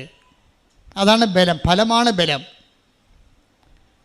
നിങ്ങൾക്ക് പരിശുദ്ധാത്മാവിൻ്റെ ഫലം വേണമെന്ന് പറഞ്ഞിട്ട് കാറിക്കൂവിട്ട് കാര്യമില്ല. ഉടമ്പടി നിങ്ങൾ വൃത്തിയും വിനയമായിട്ട് ദൈവത്തിന് മുൻനിർത്തിക്കൊണ്ട് ചെയ്യുമ്പോൾ ഓട്ടോമാറ്റിക്കായിട്ട് you will be empowered with the grace. Capital grace ഉണ്ട്, 7 ഗ്രേസസ്. ദൈവത്തിൻ്റെ 7 ഗ്രേസ്, പരിശുദ്ധാത്മാവിൻ്റെ 7 ഗ്രേസസ് ഉണ്ട്. അതാണ് പരിശുദ്ധാത്മാവിൻ്റെ ഫലം, അതാണ് ബലം. ഗലാത്യർ 5:22. എന്നാൽ ആത്മാവിന്റെ ഫലങ്ങൾ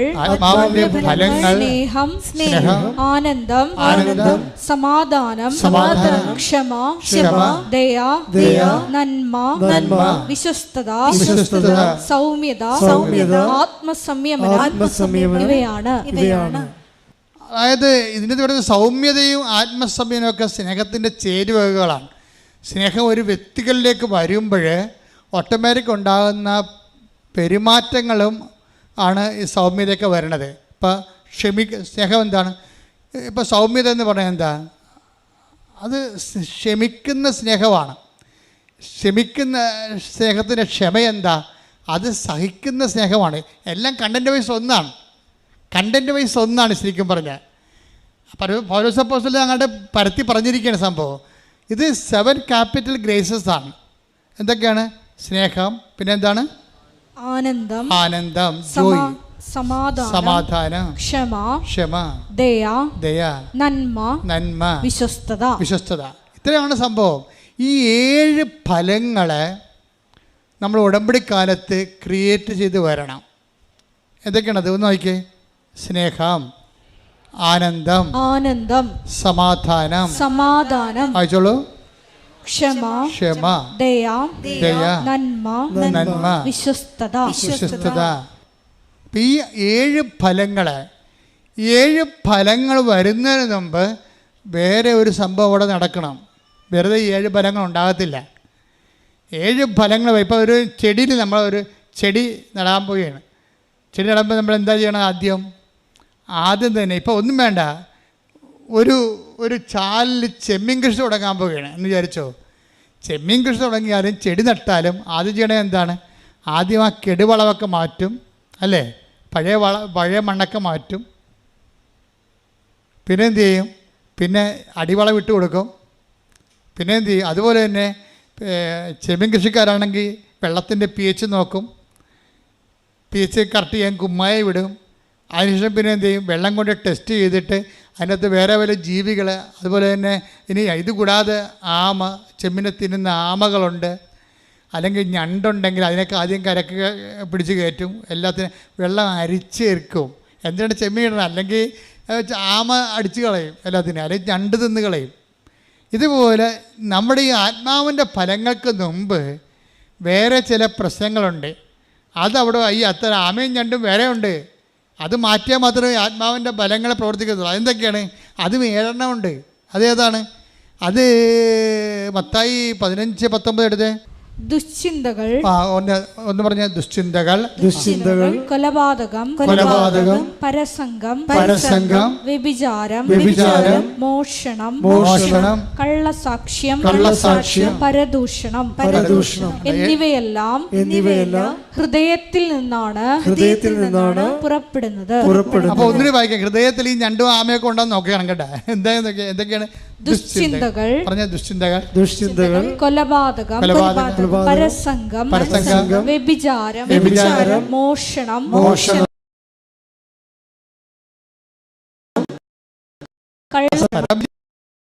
മിണ്ടാതിരിക്കാന്നല്ല കേട്ടാ. ഇപ്പം കിണറ്റിൻ്റെ വെള്ളമില്ല, ജപ്പാൻ വെള്ളമായത് കാരണം എല്ലാ അടുക്കളയിൽ വെള്ളം കിട്ടണതുകൊണ്ട് വലിയ പരദൂഷണം ഇല്ല. എന്നാലും അടുക്കള പരദൂഷണം കാണും ചിലപ്പോൾ. ശ്രദ്ധിക്കണം ഉടമ്പടിയിരിക്കുന്ന ആൾക്കാരെ. ഇപ്പോൾ നമ്മൾ പുറത്ത് ഔട്ട്ഗോയിങ് മിനിസ്ട്രി ഇല്ലെന്നേ ഉള്ളൂ, പക്ഷേ ഇന്ത്യയിലെ മിനിസ്ട്രി നമുക്കുണ്ട്. അകത്ത് അടുക്കള പരദൂഷണമുണ്ട്. ആ കിണറ്റിൻ്റെ കരയിൽ നിന്ന് ജപ്പാൻ വെള്ളം വന്നപ്പോൾ പരദൂഷണം അടുക്കളയിൽ കരയെന്ന് മാത്രമേ ഉള്ളൂ. നമ്മൾ മാറിയിട്ടില്ലല്ലോ. നിങ്ങൾക്കിതിനകത്ത് പങ്കുണ്ടാകരുത്. മനസ്സിലായി? ഇതിനകത്ത് ഉടമ്പടിക്കാർക്ക് കാര്യം ദൈവം നിങ്ങളിൽ ലാൻഡ് ചെയ്യേണ്ട സമയമാണ് ഉടമ്പടി. അപ്പോഴേ ദൈവകൃപ ആത്മാവിൻ്റെ 7 ഫലങ്ങൾ വരുന്ന മുമ്പ് 7 പിശാചുക്കളെ പുറത്താക്കണം. അതുകൊണ്ടാണ് കർത്താവ് പറഞ്ഞു ഇവളിൽ നിന്നാണ് 7. Take the bed of God. മർക്കോസ് 16:9. ഇവളിൽ നിന്നാണ് അവൻ 7 പിശാചുക്കളെ പുറത്താക്കിയത്. അപ്പൊ പാപിനിയായ സ്ത്രീയെക്കുറിച്ച് പറയുന്ന ഭാഗവാ. അവിടെ എന്താ പറയുന്നത്? ഇവളിൽ നിന്നാണ് 7 പിശാചുക്കളെ പുറത്താക്കിയത്. പരിശുദ്ധാത്മാവിൻ്റെ 7 ഫലങ്ങൾ വരുന്ന മുമ്പ് പിശാചുക്കൾ 7 അവിടെ ഉണ്ടാകും. ചിലപ്പോൾ പരദൂഷണം, അല്ലേ, പക, ആഭിചാരം, വ്യഭിചാരം, ഇങ്ങനെയുള്ള 7 സംഭവങ്ങൾ ഉണ്ടെങ്കിൽ ഉടമ്പടിയുടെ കാലഘട്ടത്തിൽ പ്രത്യേകിച്ച് ഇവയെ പുറത്താക്കി നമ്മൾ ടാർഗറ്റ് ചെയ്യണം. ലോകത്ത് ഒത്തിരി വിഷയങ്ങളൊക്കെ ആൾക്കാർ സംസാരിക്കുകയും ചെയ്യും. നിങ്ങളുടെ കൂട്ടത്തിൽ കർത്താവ് പറഞ്ഞത് എന്താണെന്നറിയോ? നിങ്ങളുടെ ശത്രു നിങ്ങളുടെ വീട്ടിൽ തന്നെ ഇരിക്കുമെന്ന്. Take the bed of God. ശ്രുതിക്കട്ടെ. ഹല്ലേലൂയ, ഹല്ലേലൂയ, ഹല്ലേലൂയ, ഹല്ലേലൂയ, ഹല്ലേലൂയ. യേശുവേ നന്ദി. ഹല്ലേലൂയ, ഹല്ലേലൂയ, ഹല്ലേലൂയ, ഹല്ലേലൂയ, ഹല്ലേലൂയ, ഹല്ലേലൂയ. മത്തായി 10:36. മത്തായി 10:36. സ്വന്തം കുടുംബത്തിൽപ്പെട്ടവർ തന്നെയായിരിക്കും. എന്ന് പറഞ്ഞാൽ സ്വന്തം കുടുംബത്തിൽപ്പെട്ടവർ തന്നെയായിരിക്കും ഒരുവന്റെ ശത്രുക്കൾ. ആത്മീയ ശത്രുക്കളെ കുറിച്ച് പറഞ്ഞാണല്ല, നിങ്ങളുടെ അതിരുമാന്തര ശത്രുക്കളല്ല, ആത്മീയ ശത്രുക്കള്. നമ്മളിൽ നിന്ന് യേശുക്രിസ്തുവിൻ്റെ ചൈതന്യം എടുത്തു കളയുന്ന ശത്രുക്കള് എവിടെയായിരിക്കും? നിങ്ങളുടെ കുടുംബത്തിൽ തന്നെ ആയിരിക്കുമെന്ന്, നിങ്ങളുടെ രക്തബന്ധത്തിലും ഒക്കെ ഉള്ള ആൾക്കാരുണ്ടാവും. നിങ്ങൾ വർഷത്തിലോ അവരുടെ നിങ്ങൾ പങ്കുചേരാകുമ്പോൾ പറയും, ഓ ഇവളിപ്പോൾ വേദം കൂടിയെന്നാണ് തോന്നുന്നത്, ഇവളിപ്പോൾ പുണ്യാളത്തിയായി, എന്നാൽ ഒരു രൂപക്കൂട് പണിയട്ടെ എന്ന് ചോദിക്കും.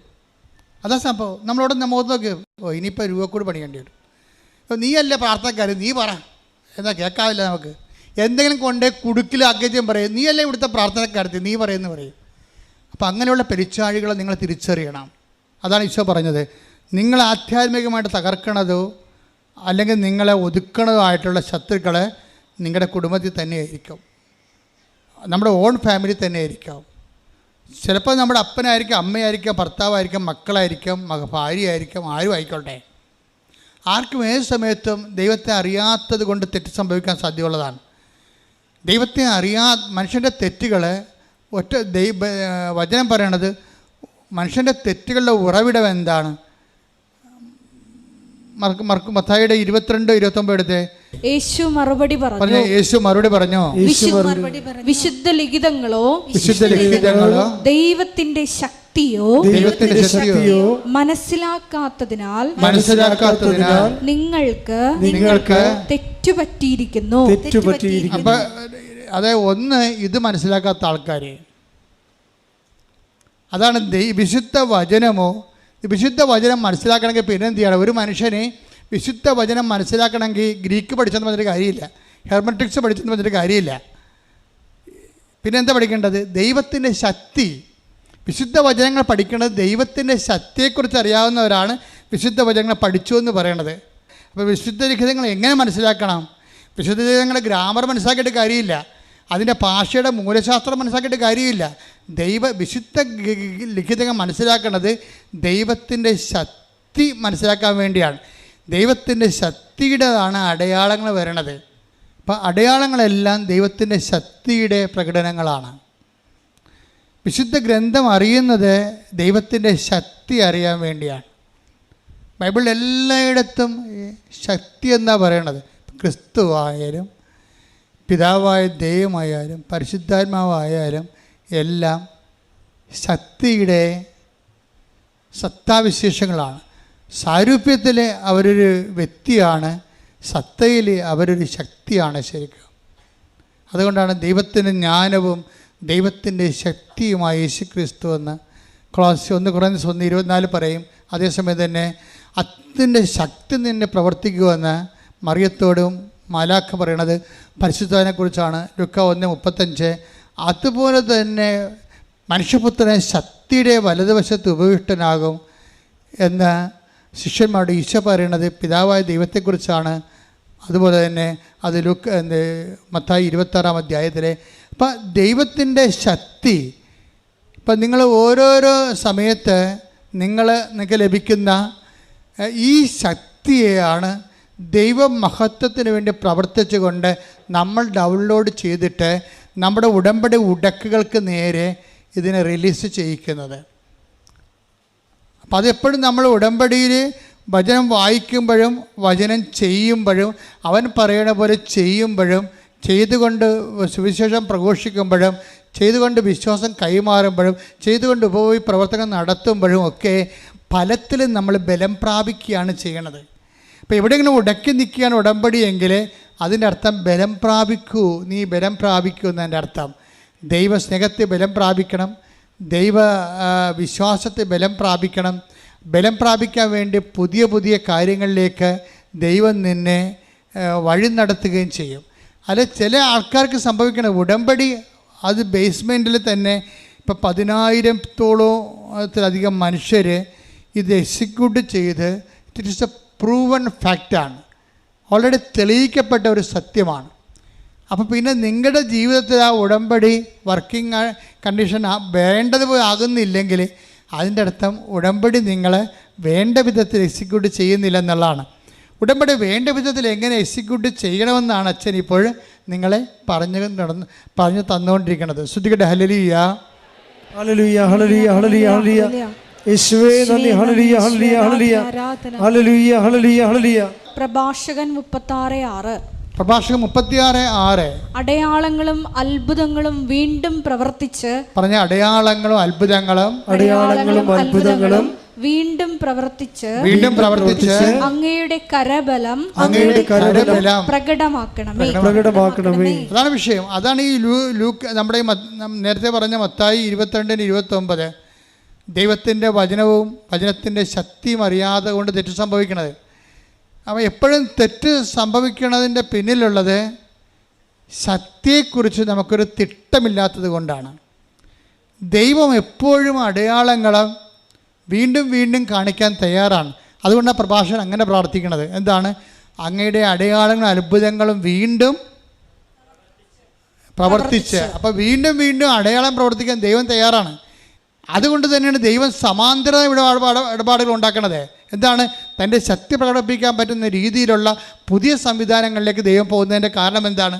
അടയാളം കണ്ടുകൊണ്ട് ജനക്കൂട്ടത്തിൽ കാണുമ്പോൾ എനിക്ക് അനുകമ്പ തോന്നുന്നു. അതിൻ്റെ കാര്യം അവരിന് ഇടയില്ലാത്ത ആടുകളായിപ്പോയെന്ന്. അതെല്ലാ കാലത്തും തുടരും. ഇടയന്മാർ അവർ ചെയ്യേണ്ട ജോലികൾ ചെയ്തില്ല, അതിന് പകരം അവർക്കിഷ്ടപ്പെട്ട കാര്യങ്ങൾ പഠിച്ചുകൊണ്ട് അതാണ് ദൈവഹിതമെന്നും പറഞ്ഞ് അവർ സ്വയം വിശ്വസിച്ചുകൊണ്ട് അവർ വിഡ്ഢികളുടെ സ്വർഗത്തിൽ താമസിക്കുമ്പോൾ ജനം വീണ്ടും ഇടയില്ലാത്ത ആടുകളെപ്പോലെയാകും. അവർ പരിഭ്രാന്തരാകും. സുവിശേഷം ഒരു ചികിത്സയാണ്. എന്തിനെതിരെയുള്ള ചികിത്സയാണ്? ജനത്തിൻ്റെ ജീവിതത്തിന് മുമ്പിൽ പകച്ചു നിൽക്കുമ്പോഴാണ് പരിഭ്രാന്തിക്ക് ദൈവത്തിൻ്റെ ശക്തിയും സാന്നിധ്യവും പ്രകടമാക്കി കൊടുക്കാനുള്ള വിളിയാണ് സഭയുടെ വിളിയെങ്കിൽ ആ വിളിയുടെ ഏറ്റവും അവസാന രൂപമാണ് കവനൻ്റ്, മരിയൻ കവനൻ്റ്. കൈയടിച്ച്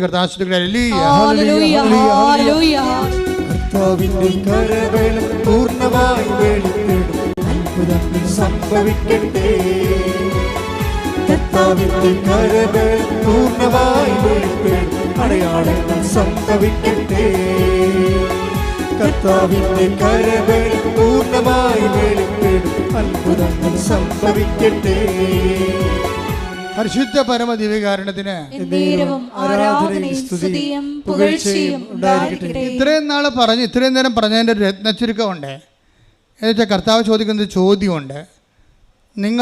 നിങ്ങൾക്കെതിരെ 20,000 പേരുമായിട്ട് വരുന്ന പടയാളികളോട് നിങ്ങളുടെ 10,000 പേരെ കൊണ്ട് ചേർത്ത് നിൽക്കാൻ കഴിയുമോ?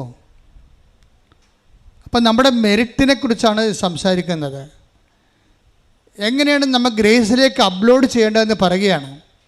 ലൂക്കാ 14:31 20,000 ഭടന്മാരോട് കൂടെ പറഞ്ഞ 20,000 ഭടന്മാരുടെ കൂടെ തനിക്കെതിരെ വരുന്നവനെ 10,000 കൊണ്ട് നേരിടാൻ സാധിക്കുമോ എന്ന് ആദ്യമേ ആലോചിക്കാതെ മറ്റൊരു രാജാവിനോട് യുദ്ധത്തിന് പോകുന്ന ഏത് രാജാവാണുള്ളത്? അത് സാധ്യമല്ലെങ്കിൽ അവൻ ദൂരത്തായിരിക്കുമ്പോൾ തന്നെ ദൂതന്മാരെ അയച്ച് സമാധാനത്തിന് അപേക്ഷിക്കും. അതായത് എപ്പോഴും നമ്മൾ ശ്രദ്ധിക്കുക, നമ്മളുടെ ഒരു കഴിവ് അതാണ്. നമ്മുടെ 10,000 നമുക്കുള്ളത്. ഇപ്പം ഇതെല്ലാം ഈ ടൈപ്പ് പാർട്ടിയാണ്. പരീക്ഷ ആയാലും ശരി, മിനി ആയാലും ശരി, സ്വാതി ആയാലും ശരി, അവരുടെ ജീവിത പ്രശ്നങ്ങൾ 20,000-ൻ്റെതാണ് അവരഭിമുഖീകരിക്കുന്നത്. അവർക്കെതിരെ വരുന്ന ജീവിതത്തിൻ്റെ പ്രഷർ അത്രയുണ്ട്. പക്ഷേ ഇവരുടെ കയ്യിൽ അതില്ല. ഇവിടെ കയ്യിൽ എന്താ ഉള്ളത്? 10,000 ഉള്ളൂ. 10,000 പോലും ഇല്ല ഭാഗത്തുങ്ങളുടെ കയ്യിൽ. 10,100 ഉള്ളൂ. അപ്പോഴെന്താ ചെയ്യേണ്ടതെന്ന് വെച്ച് കഴിഞ്ഞാൽ ഇതിനെ എങ്ങനെ ഒരു 20,000 പേരോട് ഏറ്റുമുട്ടാൻ എങ്ങനെ നമ്മളെ എംപവർ ചെയ്യാൻ പറ്റുമെന്നാണ് ഉടമ്പടി ആലോചിക്കുന്നത്. ഈ അലീഷ എങ്ങനെ അത് ക്രാക്ക് ചെയ്തത്, മിനി എങ്ങനെ ക്രാക്ക് ചെയ്തത്, സ്വാതി എങ്ങനെ ക്രാക്ക് ചെയ്തത്. ഇവിടെ 20,000 ഇവർക്കുണ്ടായിരുന്ന 10,000-നെ ഇവർക്കെതിരെ വന്ന 20,000-നെതിരെ 40,000 ഉയർത്തി. ഇവിടെ കൃപ വർദ്ധിച്ചു. ഉടമ്പടി അത് ആക്ടിവേറ്റ് ചെയ്യുമ്പോഴൊക്കെ നിങ്ങളുടെ ബലം വർദ്ധിച്ചുകൊണ്ടിരിക്കും. നിങ്ങളുടെ വിശ്വാസത്തിൻ്റെ ബലം, ദൈവസ്നേഹത്തിൻ്റെ ബലമൊക്കെ വർദ്ധിച്ചുകൊണ്ടിരിക്കും. ഈ ബലം വർദ്ധിക്കുന്ന അനുസരിച്ചുകൊണ്ട് ഈ ബലം വർദ്ധിച്ചു കഴിയുമ്പോൾ സ്വാഭാവികമായിട്ട് നിങ്ങൾക്ക് പകരം, എപ്പോഴും ദൈവം പറയും നിങ്ങൾക്ക് പകരം ഞാൻ എൻ്റെ ദൂതനെ അയക്കും. നിങ്ങൾ എപ്പോഴും നമുക്ക് പകരം ദൈവം നമ്മുടെ ഈ കളത്തിൽ ഇറങ്ങുന്ന ഒരു സമയമുണ്ട്, അത് നമുക്ക് പകരമായിട്ട് ഇറങ്ങുന്നതാണ്. ഉടമ്പടിയിൽ എപ്പോഴും പറയും, ഞാൻ ചെല്ലുമ്പോൾ ഞാൻ അമ്മയോട് പറഞ്ഞു, അമ്മേ നീ ഇവിടെ എങ്ങാനും ഉണ്ടെങ്കിൽ എന്നോട് സംസാരിക്കുന്ന ആൾ നീല ഷർട്ട് ധരിച്ചിരിക്കണം, അല്ലെങ്കിൽ നീല ബ്ലൗസ് ഇട്ടിരിക്കണം. അപ്പോൾ എനിക്ക് മനസ്സിലാകും നീ ഇവിടെ ഉണ്ടെന്ന്. ഇങ്ങനെയാണ് ആൾക്കാർ കമ്മ്യൂണിക്കേറ്റ് ചെയ്യണത്. ഇങ്ങനെ അപ്പോൾ മാതാവ് തന്നെ അവിടെ പറയും, എൻ്റെ സാന്നിധ്യം നിനക്ക് അവിടെ അറിയാൻ പറ്റും, ബ്ലൂ കളർ നീ കാണും, നിന്നോട് സംസാരിക്കുന്നു. അതുപോലെ അച്ചിട്ട പോലെ തന്നെ ആദ്യമായിട്ട് ആ സ്ഥലത്ത് ലാൻഡ് ചെയ്യാണ്, ഇവിടെ ഇൻട്രാക്ട് ചെയ്യേണ്ട ആൾ ബ്ലൂ ഗാർമെൻറ്റ്സിൽ ഇരിക്കണേ കാണാം. അപ്പം തന്നെ മനസ്സിലാകും.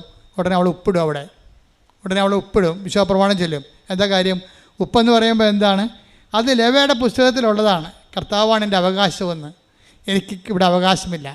എനിക്ക് എന്തെങ്കിലും അവകാശം ഉണ്ടെങ്കിൽ എൻ്റെ കർത്താവ് തരുന്നതാണ്. ചില ആൾക്കാർക്ക് ഒരു 50% പേർക്ക് ഉടമ്പടി ലാഗ് ചെയ്യുന്നുണ്ട്, ഒച്ചയണവർ ഇഴയുന്നുണ്ട്. അതിൻ്റെ കാരണം എന്താണെന്ന് വെച്ച് കഴിഞ്ഞാൽ, നിങ്ങളുടെ ആഫ്റ്റർ ലൈഫ് ദൈവത്തിന് നല്ലവണ്ണം അറിയാം. അനന്തര ജീവിതം, ഉടമ്പടി അനന്തര ജീവിതം ഉണ്ടല്ലോ. കാര്യങ്ങൾ കണ്ടു കഴിയുമ്പോൾ പിന്നെ നിങ്ങൾ പള്ളിയില്ല, പട്ടക്കാരനില്ല, വചനം വായനയില്ല. അതാണ് ഉടമ്പടി അനന്തര ജീവിതം. ഈ ദൈവത്തിന് വരാൻ പോകുന്ന സംഭവങ്ങൾ അറിയാമല്ലോ. പരിശുദ്ധാത്മാവിനെ കുറിച്ച് ഈശോ പറയുമ്പോൾ വരാൻ പോകുന്ന കാര്യങ്ങൾ അവൻ പറയുന്നതാണ്. 16:14 അവൻ സ്വമേധയ ആയിരിക്കില്ല സംസാരിക്കുന്നത്. പരിശുദ്ധാത്മാവിനെ കുറിച്ചാണ് പറയണത്. പറഞ്ഞ അവൻ സ്വമേധയ ആയിരിക്കില്ല സംസാരിക്കുന്നത്. അവൻ കേൾക്കുന്നത് മാത്രം സംസാരിക്കും. അവൻ കേൾക്കുന്ന മാത്രം സംസാരിക്കും. വരാനിരിക്കുന്ന കാര്യങ്ങൾ അവൻ നിങ്ങളെ അറിയിക്കും. അപ്പൊ പിതാവിന്റെയും പുത്രന്റെയും മനസ്സിലുള്ള സംഭവങ്ങളാണ് വരാനിരിക്കുന്ന കാര്യങ്ങൾ. നമ്മുടെ ഭാവി നമ്മളോട് കമ്മ്യൂണിക്കേറ്റ് ചെയ്യുന്ന ആളാണ് പരിശുദ്ധാത്മാവ്. നമ്മൾ വരാനിരിക്കുന്ന കാര്യങ്ങൾ പിതാവിനറിയാം. അതുകൊണ്ടാണ് ഈശോ പറഞ്ഞത് അത് പിതാവിന് മാത്രമേ അറിയത്തുള്ളൂ. പരിശുദ്ധാത്മാവ് വന്നു കഴിയുമ്പോൾ ഈ വരാനിരിക്കുന്ന കാര്യങ്ങൾ നമ്മൾക്കും അറിയാൻ പറ്റും. അതുകൊണ്ടാണ് ചിലർക്ക് ചില കാര്യങ്ങൾ മുൻകൂട്ടി വിവേചിക്കാൻ കഴിയുന്നതിൻ്റെ കാരണം അതാണ്. അപ്പം അതുകൊണ്ട് വരാനിരിക്കുന്ന കാര്യങ്ങൾ അവൻ നിങ്ങളോട് പറയും. അപ്പോൾ ദൈവത്തിനെ സംബന്ധിച്ചിടത്തോളം നിങ്ങൾ ഉടമ്പടി ഇവിടെ എടുക്കുമ്പോൾ തന്നെ വരാനിരിക്കുന്ന കാര്യങ്ങൾ പറയും. എന്താ കാര്യം? ഇവൾ കാനഡയിൽ പോയി കഴിഞ്ഞാൽ പിന്നെ പള്ളിയുമില്ല, പട്ടക്കാരനുമില്ല.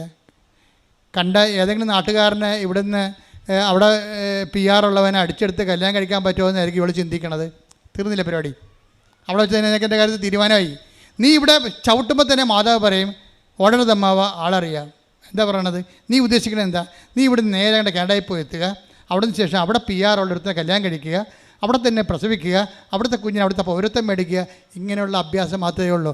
അതിനും ദൈവത്തെ എങ്ങനെ ദുർവിനിയോഗിക്കാൻ പറ്റുമെന്ന് ചിന്തിച്ചുകൊണ്ടാണ് നീ കൃപാസനത്തിൽ വരണത്. വരാനിരിക്കുന്ന കാര്യങ്ങൾ അവൻ നിന്നോട് പറയും. അതാ വിഷയം. ഇത് ദൈവത്തിന് നേരത്തെ അറിയാവുന്ന കാരണം ഈ പണ്ടാരത്തിന് എന്തുകൊണ്ട് അനുഗ്രഹിച്ചിട്ട് എന്താ കാര്യമെന്ന് വിചാരിക്കും. എന്താ കാര്യം? അവരുടെ വയറ് മാത്രമേ ഉള്ളൂ, അവരുടെ ജീവിതം മാത്രമേ ഉള്ളൂ, ദൈവം പ്രാധാന്യമില്ല. അതുകൊണ്ട് ഇവിടെ വിദേശത്ത് പോകാൻ വേണ്ടി വന്ന് നിൽക്കുന്നവരോടെല്ലാം ഞാൻ പറയും, കുർബാന മുടക്കരുത്, കുടുംബപ്രാർത്ഥന മുടക്കരുത്. എനിക്ക് ഈ അപ്പനും അമ്മയും കുഞ്ഞുങ്ങളെ എല്ലാം കൂടി വരുമ്പോൾ എനിക്ക് ഭയങ്കര ഇഷ്ടമാണ്. എന്തൊക്കെ അവരെല്ലാവരെയും ബ്ലെസ് ചെയ്തിട്ട് ഒരുമിച്ച് നമുക്ക് പ്രധാനമല്ല, ഒരുമിച്ച് ഞാൻ അവരെ ഉപദേശിക്കും. ഒരു സിംഗിളായിട്ടൊരു പേഴ്സൺ വന്നതിനേക്കാൾ കൂടി ഒരു കുടുംബമായിട്ടൊരു പേഴ്സൺ വരുമ്പോൾ അംഗീകരിക്കും. കാര്യം പക്ഷേ കുടുംബമായിട്ട് വരുമ്പോൾ അവർക്ക് കുടുംബമായിട്ട് ബന്ധമുള്ളവരായിരിക്കണം, ഉടമ്പടിയുമായിട്ട് ബന്ധമുള്ളവരായിരിക്കണം. ഉടമ്പടി ബന്ധമില്ലാത്ത ഭാര്യ ഉടമ്പടി എടുത്ത് പ്രാർത്ഥിച്ചിട്ട് ഭർത്താവ് അപ്പുറത്ത് വെള്ളം അടിച്ചുകൊണ്ടിരുന്നിട്ട് അച്ഛനെ കാണാൻ ഡേറ്റ് ആകുമ്പോൾ പുള്ളിക്കാരൻ കെട്ടിയെടുത്ത് വന്നാൽ ഞങ്ങൾക്കറിയാൻ പറ്റും. മാറിക്കണമെന്ന് പറയും ഞാൻ. കാര്യം അയാൾക്കറിയാം അയാൾ ഇതിൻ്റെ ഓഹരിയില്ലാത്ത ആളാണ്. അപ്പോൾ എനിക്കറിയാം ചുമ്മാ തലേ തുണിയിട്ട് വന്ന് അടിച്ചു മാറ്റാൻ നോക്കുകയാണ്. അതല്ല, നമുക്ക് ആൾക്കാരെ കാണുമ്പോൾ അറിയാം കറക്റ്റും കർത്താവിൻ്റെ ലെവലിലാണ് അത് പോണത്. ഇനി ചില ആൾക്കാർക്കുണ്ട് ഒരു അനുഗ്രഹം മേടിച്ച് കിട്ടിയാൽ പിന്നെ ജീവിതം കർപ്പീകരിക്കാൻ വേണ്ടി ദൈവത്തോട് ഓപ്പൺനെസ് ഉള്ളവരുണ്ട്. അവരെ കാണുമ്പോൾ നമുക്കറിയാൻ പറ്റും. അവരെ ഞാൻ വിളിപ്പിക്കും ഇങ്ങോട്ട്, ഇനി നിൻ്റെ ഭർത്താവ് വന്നിട്ടില്ലേ വരാൻ പറയും. അപ്പോൾ അവരോട് അവിടെ തലയൊക്കെ ഒഴിക്കുമ്പോൾ പറയും, നിൻ്റെ ഭർത്താവ് വന്നിട്ടുണ്ടല്ലോ, നിൻ്റെ കൊച്ചു വന്നിട്ടുണ്ടല്ലോ, വരാൻ പറയും. അവർക്കിതോട് ബന്ധമില്ല, പക്ഷെ അവർ വരുമ്പോൾ ഭയങ്കര ആഹ്ലാദത്തോടെ അവർ വരണത്. അപ്പോൾ അവരതോടുകൂടി തീരുമാനിക്കുകയാണ്, ഇനി ഞങ്ങൾക്ക് കർത്താവിന് വേണ്ടി ജീവിക്കുമെന്നും പറഞ്ഞുകൊണ്ട്. ഇതൊരു കൃത്യമായിട്ട് നമ്മൾ ദൈവത്തിലേക്കുള്ള ഒരു തിരിച്ചുവരവും ഒരുമിച്ച് ദൈവവുമായിട്ടുള്ള ജീവിതവുമാണ്. ഞാൻ നിങ്ങളോട് എന്താ പറയണമെന്ന് വെച്ച് കഴിഞ്ഞാൽ, ഇങ്ങനെ ഒരു ലെവലിലേക്ക് നിങ്ങൾ ആദ്യമേ വരുമ്പോൾ തന്നെ നിങ്ങൾ ദൈവത്തിന് നിങ്ങളെക്കുറിച്ച് അറിയാൻ പറ്റും. നിങ്ങളുടെ അനന്തരം ഉടമ്പടി അനന്തര ജീവിതത്തെക്കുറിച്ച് അറിയാൻ പറ്റും. അതുകൊണ്ട് ഇപ്പം തന്നെ നിങ്ങൾ മുൻകൂർ ജാമ്യം എടുക്കണം. അപ്പോൾ കർത്താവ് പറഞ്ഞ അതാണ്, നിനക്ക് തോൽപ്പിക്കാം, നീ തോക്കുമെന്ന് കണ്ടാൽ മുൻകൂട്ടി ചെന്ന് അവനുമായിട്ട് അനുരഞ്ജനപ്പെടണമെന്ന്. അതുപോലെ തന്നെ നീ ഈ വിഷയത്തിൽ നാളെ പിഴച്ചു പോകുമെന്ന് കണ്ടു കഴിഞ്ഞാൽ ആദ്യമേ തന്നെ കർത്താവുമായിട്ട് അനുരഞ്ജനപ്പെടണം. കർത്താവേ, ഞാൻ വീഴാതിരിക്കാൻ എന്നെ താങ്ങണം, എനിക്ക് സത്യസന്ധമായിട്ട് ജീവിക്കാൻ ആഗ്രഹമുണ്ട്, നീ എന്നെ സഹായിക്കണമെന്ന് ആത്മാർത്ഥത്തോട് പറഞ്ഞാൽ കർത്താവ് നിന്നെ സഹായിക്കും. പക്ഷെ അതേസമയം നമ്മൾ ശ്രദ്ധിക്കേണ്ട കാര്യം, ഉടമ്പടി അനന്തര ജീവിതം ഉടമ്പടിയുടെ സമയത്ത് പ്രധാനപ്പെട്ട കാര്യമാണ്. കാര്യം നീ ഒരു കാര്യവും കണ്ടിട്ട് പിന്നെ ഉടമ്പടിയൊക്കെ വലിയ പാടല്ലേ ജീവിക്കാൻ, ആർക്കൊണ്ട് പറ്റുമെന്നൊക്കെ പറഞ്ഞുകൊണ്ടിരിക്കും. ചിലർ കഠിനമാണെന്നൊക്കെ പറയും. അവർക്ക് ചിലപ്പോൾ കഠിനമായിരിക്കും, കഠിനമല്ലെന്ന്. കാര്യം അവരുടെ ജീവിതം അങ്ങനെ വഴിപിഴച്ച ജീവിതമായിരിക്കും. ചിലപ്പോൾ ഇപ്പോൾ ഒരു ആവശ്യം വന്നപ്പോൾ മാത്രം ദൈവത്തിലേക്ക് വന്നിട്ട് വല്ലതും ഒക്കണമെങ്കിൽ ഒക്കട്ടെന്ന് വിചാരിച്ചുകൊണ്ടുള്ള ഒരു അഭ്യാസമായിരിക്കും നടത്തുന്നത്. പക്ഷെ അവർക്കും ഒരു അവസരം ദൈവം തരികയാണ്. അനുഗ്രഹം ലഭിച്ചു കഴിഞ്ഞാൽ പിന്നെ കൃപയിൽ നിൽക്കാൻ ഇതൊരു അവസരമാണ് നിങ്ങൾക്ക്. കർത്താവ് എന്നെ നിലനിർത്തി തരണമെന്ന് നിങ്ങൾ പ്രാർത്ഥിക്കണം. നിലനിർത്തി ഈ അരൂപിയിൽ നിലനിർത്തി തരണമെന്ന് പ്രാർത്ഥിക്കണം. അല്ലെങ്കിൽ ഉള്ള കുഴപ്പം എന്താ നിങ്ങൾക്കറിയാവോ? ഒരുത്തൻ ഒരിക്കൽ രക്ഷപ്പെട്ട് കഴിഞ്ഞാൽ വീണ്ടും അവൻ പഴയ അവസ്ഥയിലേക്ക് ഉടമ്പടി എടുത്തു, നിങ്ങൾ ഉടമ്പടി കൃപയിലേക്ക് വന്നു, വീണ്ടും നിങ്ങൾ വീണുപോയാൽ എബ്രായർ 6:4 ഒരിക്കൽ പ്രകാശം ലഭിക്കുകയും ഒരിക്കൽ പ്രകാശം ലഭിക്കുകയും സ്വർഗീയ സമ്മാനം ആസ്വദിച്ചറിയുകയും പരിശുദ്ധാത്മാവിൽ പങ്കുകാരാവുകയും ദൈവവചനത്തിന്റെ നന്മയും വരാനിരിക്കുന്ന യുഗത്തിന്റെ ശക്തിയും രുചിച്ചറിയുകയും ചെയ്തവർ വീണു പോവുകയാണെങ്കിൽ അവരെ അനുതാപത്തിലേക്ക് പുനരാനയിക്കുക അസാധ്യമാണ്. ഉടമ്പടി ജീവിതത്തിന് ശേഷം അനുഗ്രഹം കിട്ടി അഭിഷേകം ലഭിച്ചതിന് ശേഷം വീണ്ടും അളിയാൻ പറഞ്ഞ് ആഘോഷിക്കാൻ പറഞ്ഞ് അങ്ങനെ ആഘോഷിക്കാൻ പോയാൽ പിന്നെ തിരിച്ചു വരാൻ പിന്നെ ഉടമ്പടി എടുത്ത് വിജയിക്കത്തില്ല. അതാണ് വിഷയം.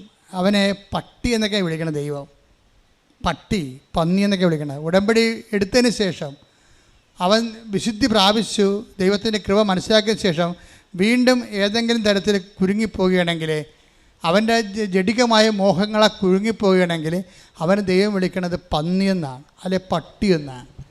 അപ്പോൾ അതൊക്കെ മനസ്സിലായില്ലേ? കുളിച്ച പന്നി ചെളി കിടന്ന് വീണ്ടും ഉരുളുന്നു, പട്ടി ഛർദ്ദിച്ച് തന്നെ പിന്നെയും തിന്നുന്നു. കണ്ടാ, ആ പഴയ മ്ലേച്ഛത വീണ്ടും തിന്നണമെന്നാണ് പറയണത്. നായി ഛർദ്ദിച്ചത് തന്നെ വീണ്ടും ഭക്ഷിക്കുന്നു. ഉടമ്പടി ഉഴപ്പിയിട്ട് പിന്നെ പഴയ ജീവിതത്തിലേക്ക് പോയി കഴിഞ്ഞാൽ വിളിക്കണ വിളിയാണ് ആരും നായായി, പിന്നെ പട്ടിയായി. പട്ടി ഛർദ്ദിച്ചത് തന്നെ വീണ്ടും ഭക്ഷിക്കുന്നു. പഴയ അഴുക്ക് കെട്ട ജീവിതത്തിലേക്ക് പോവുകയാണ്, വീണ്ടും ഭക്ഷിക്കുന്നു. കുളിച്ച പന്നി ചെളിക്കുണ്ടിൽ വീണ്ടും ഉരുളുന്നു എന്ന പഴമൊഴി അവരെ സംബന്ധിച്ച് ശരിയാണ്. അവരെ സംബന്ധിച്ചിടത്തോളം ശരിയാണ്. ഇപ്പം മനസ്സിലായില്ലേ? ഒറ്റ നടക്ക് പോകത്തില്ലെന്ന് മനസ്സിലായില്ലേ? ഇപ്പം നമ്മൾ എപ്പോഴും ഓർത്തേക്കണം, ഇതൊരു ദൈവമായിട്ട് ഇടപെടുന്നത്. ദൈവത്തിന് മരണമില്ലാത്ത കാരണം ഇത് ജീവിതം. ഇപ്പം ഞാൻ ഇന്നലെ അയർലൻഡിൽ നിന്ന് ഒരു അച്ഛൻ വന്നു, എന്നെ അയർലൻഡ് ധ്യാനിപ്പിക്കാൻ കൊണ്ടുപോയി അച്ഛനാണ്. അപ്പോൾ അദ്ദേഹം ചങ്ങനാശ്ശേരിക്കാരനാണ്. അദ്ദേഹം ഇവിടെ വന്നപ്പോൾ എന്നെ കാണാൻ വന്നപ്പോൾ അദ്ദേഹം എന്നോട് എന്ത് സന്തോഷം സ്നേഹമാണ്.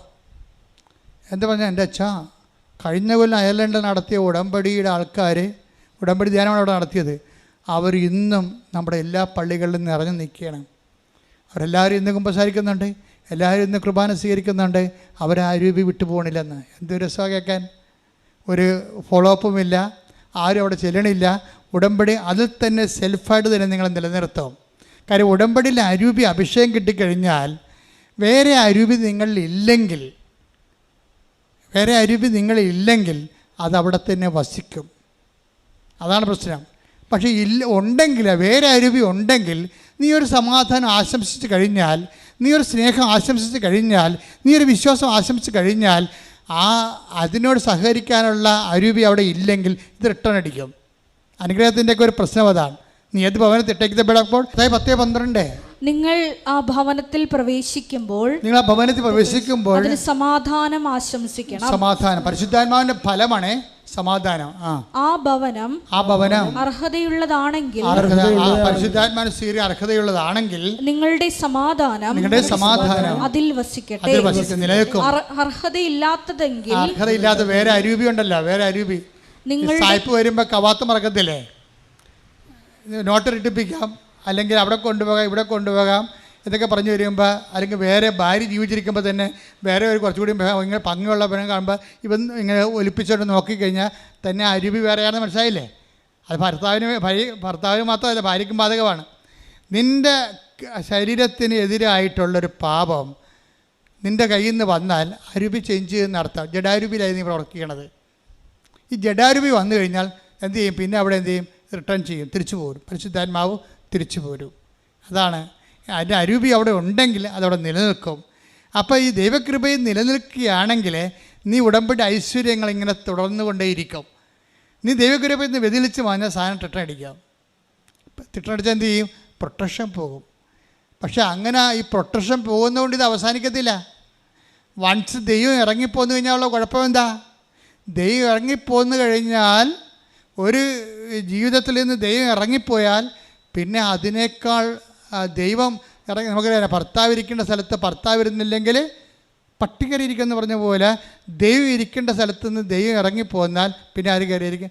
പിശാച് കയറിയിരിക്കും. ക്രിസ്തു നിങ്ങളിലേക്ക് ഉണ്ടെങ്കിൽ ഈ സാധനം ഇറങ്ങി മാറി നിൽക്കും. നമുക്ക് ക്രിസ്തുവിൻ്റെ അരുവിയോട് നമ്മൾ സഹകരിക്കുകയാണെങ്കിൽ ക്രിസ്തുവിൻ്റെ അരുവി നിലനിന്ന് പോകും.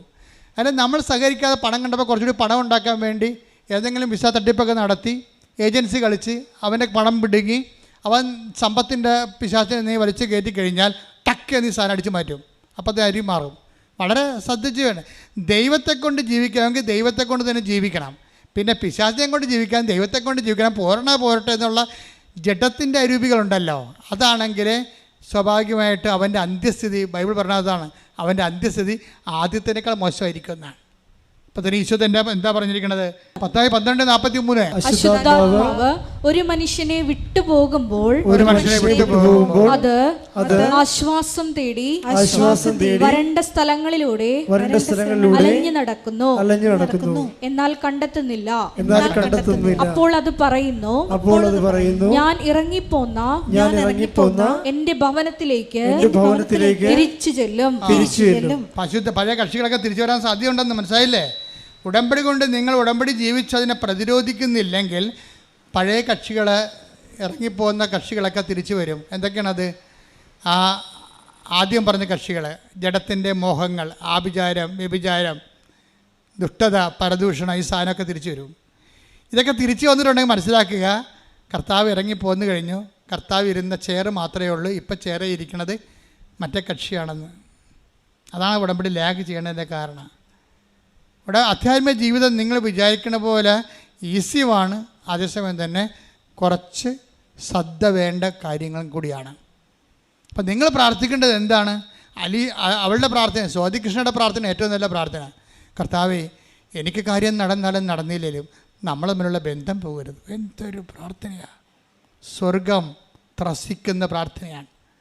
അതൊരു അക്രൈസ്തയുടെ വായിന്ന് വീഴെന്ന് പറയുമ്പോൾ ഉണ്ടാകുന്ന ഒരു അഭിഷേകം എന്താ? ഒരു ഒന്നൊന്നര അഭിഷേകം ദൈവം എല്ലാവർക്കും ഓഹരിയാക്കുകയാണ് ഉടമ്പടിയിലൂടെ. കൈയടിക്കട്ടെ, ശ്രദ്ധിക്കട്ടെ. ഹല്ലേലൂയ, ഹല്ലേലൂയ, ഹല്ലേലൂയ, ഹല്ലേലൂയ. മഹത്വം, മഹത്വം, ആരാധന, ആരാധന. ഉടമ്പടിയുടെ ചൈതന്യത്തിൽ എന്നും നിലനിൽക്കുവാനുള്ള, അന്ത്യം വരെ നിലനിൽക്കുവാനുള്ള വലിയ കൃപ ഈ ആരാധനയിലൂടെ ഞങ്ങൾക്ക് നൽകണമേ. ഞങ്ങളെ വലിയ സാക്ഷികളാക്കി മാറ്റണമേ. ഹല്ലേലൂയ. അവിടെ ഞാൻ ഏകനല്ല, വീണാലും അവിടെ ഞാൻ ഏകനല്ല, വീഴുന്നത് തീരല്ല, യേശുവിൻ കരങ്ങളിലാ, വീഴുന്നത് തീരല്ല, യേശുവിൻ കരങ്ങളിലാ. പരീക്ഷ എന്റെ ദൈവം അനുവദിച്ച പരിഹാരം എനിക്കായി കരുതിയിട്ടുണ്ട്. പരീക്ഷ എന്നെ ദൈവം അനുവദിച്ചാൽ പരിഹാരം എനിക്കായി കരുതിയിട്ടുണ്ട്. എന്തിനെന്നു ചോദിക്കില്ല ഞാൻ, എന്റെ നന്മയ്ക്കായെന്നറിയുന്നു ഞാൻ. എന്തിനെന്നു ചോദിക്കില്ല ഞാൻ, എന്റെ നന്മയ്ക്കായെന്നറിയുന്നു ഞാൻ. സ്തുതിച്ചു പ്രാർത്ഥിക്കാം. ഹല്ലേലൂയ, ഹല്ലേലൂയ, ഹല്ലേലൂയ. മഹത്വം, മഹത്വം. ആരാധന, ആരാധന. ദൈവികമായി ഞങ്ങൾക്ക് ലഭിച്ച എല്ലാ വെളിപ്പെടുത്തലുകളെ ഓർത്ത് ഞങ്ങൾ അങ്ങേക്ക് നന്ദി പറയുന്നു. കർത്താവേ, ഞങ്ങളുടെ ഹൃദയം എപ്പോഴും നിനക്ക് വാസയോഗ്യമായിരിക്കുവാൻ, ഉടമ്പടിയിലൂടെ ഒരുക്കപ്പെട്ട ഒരു ഭവനമായി തീരുവാൻ, ഒരു ഹൃദയമായി തീരുവാൻ ഞങ്ങൾ അഭിഷേകം ചെയ്യണമെന്ന് ഞങ്ങൾ പ്രാർത്ഥിക്കുന്നു. കർത്താവേ, അങ്ങ് മാത്രം ഞങ്ങളുടെ ഹൃദയത്തിൽ രാജാവായി വാഴണമേ. അങ്ങയ്ക്ക് മാത്രമുള്ള ഇരിപ്പിടത്തിൽ അങ്ങയുടെ സാന്നിധ്യം പ്രകടമാകുവാൻ, ഞങ്ങളുടെ ജീവിതത്തെ ഒരുക്കുവാൻ ഞങ്ങളെ അഭിഷേകം ചെയ്യണമെന്ന് ഞങ്ങൾ പ്രാർത്ഥിക്കുന്നു. Hallelujah, hallelujah. ദൈവമേനിക്കനുകൂലം അതു നന്നായി അറിയുന്നു ഞാൻ. ദൈവമേനിക്കനുകൂലം അതു നന്നായി അറിയുന്നു ഞാൻ. ദൈവമനുകൂലമെങ്കിൽ ആരെനിക്കെതിരായിടും. ദൈവമനുകൂലമെങ്കിൽ ആരെനിക്കെതിരായിടും. പരീക്ഷ എന്നെ ദൈവം അനുവദിച്ചാൽ പരിഹാരം എനിക്കായി കരുതിയിട്ടുണ്ട്. പരീക്ഷ എന്നെ ദൈവം അനുവദിച്ചാൽ പരിഹാരം എനിക്കായി കരുതിയിട്ടുണ്ട്. എന്തിനെന്നു ചോദിക്കില്ല ഞാൻ, എന്റെ നന്മയ്ക്കായെന്നറിയുന്നു ഞാൻ. എന്തിനെന്നു ചോദിക്കില്ല ഞാൻ, എന്റെ നന്മയ്ക്കായെന്നറിയുന്നു ഞാൻ. എന്തിനെന്നു ചോദിക്കില്ല ഞാൻ, എന്റെ നന്മയ്ക്കായെന്നറിയുന്നു ഞാൻ. എന്തിനെന്നു ചോദിക്കില്ല ഞാൻ, എന്റെ നന്മയ്ക്കായെന്നറിയുന്നു ഞാൻ. എന്തിനെന്നു ചോദിക്കില്ല ഞാൻ, എന്റെ നന്മയ്ക്കായെന്നറിയുന്നു. യേശുവേ, ഹല്ലേലൂയ, ഹല്ലേലൂയ.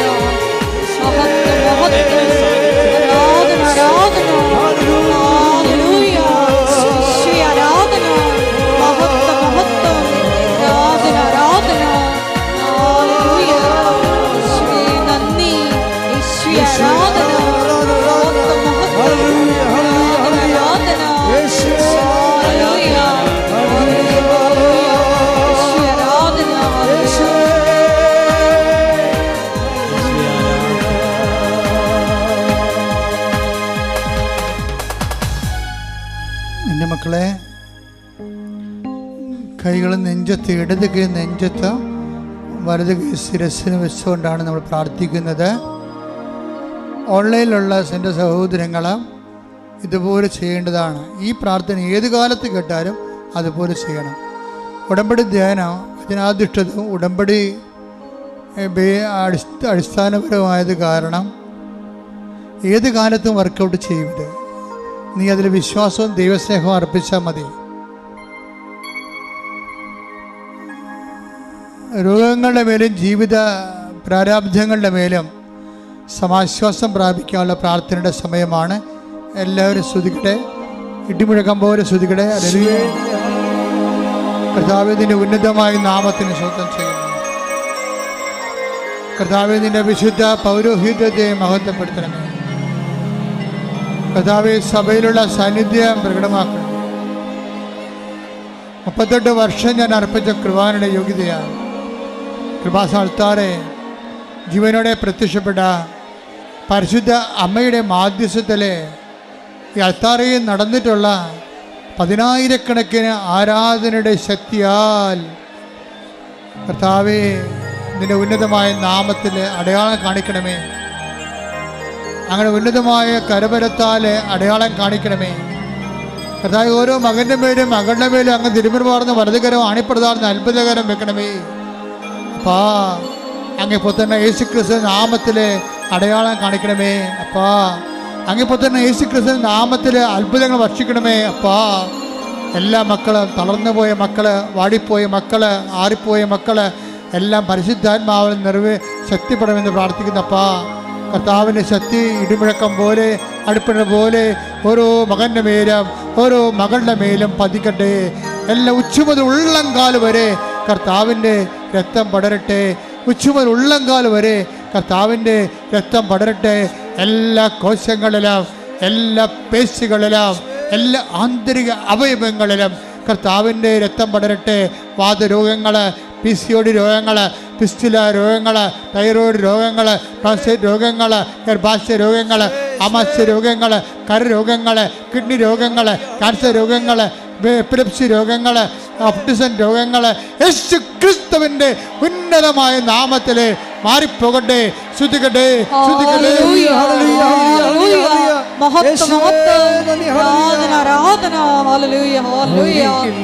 എല്ലാ രോഗങ്ങളും സുഖപ്പെടുത്തിക്കൊണ്ട് നാമത്തെ ആരാധനയിലൂടെ വീണ്ടും വീണ്ടും മഹത്വപ്പെടുത്തണമേ. ഒരുമിച്ച് സദയം തുടരണേ, സുഖമായിടും എൻ്റെ ഉള്ളം. കൈകൾ കൂപ്പുക.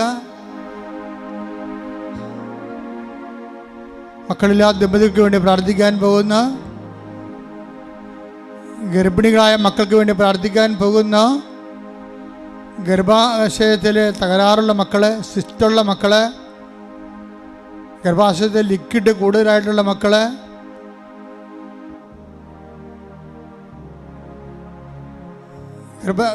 ഗർഭസംബന്ധമായ അരിഷ്ടതകളിലൂടെ പോകുന്നവരെ,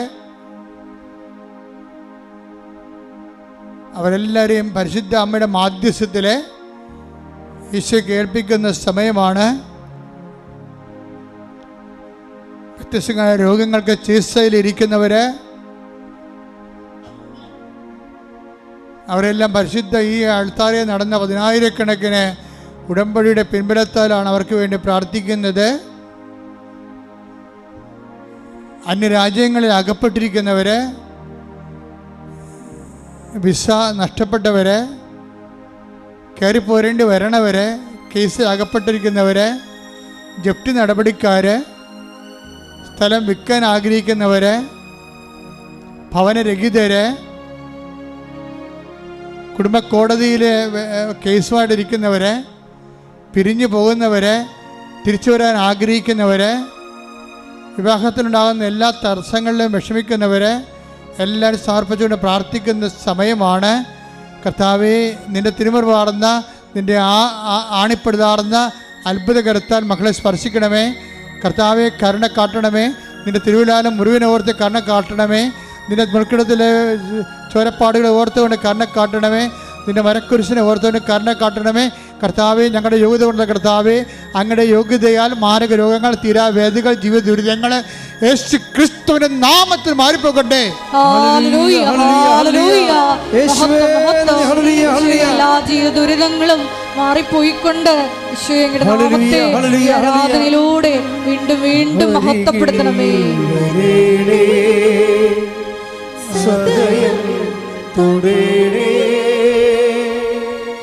സുഖമായിടും എൻ്റെ ഉള്ളം.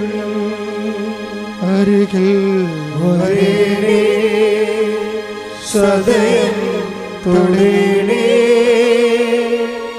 സുഖമായിടും എൻ്റെ ഉള്ളം. മുട്ടനിക്കുക. അച്ഛൻ വിട്ടുപോയ കാര്യങ്ങളെ അനുസ്മരിച്ചുകൊണ്ട് പ്രാർത്ഥിക്കേണ്ട മൗന പ്രാർത്ഥനയുടെ സമയമാണ്.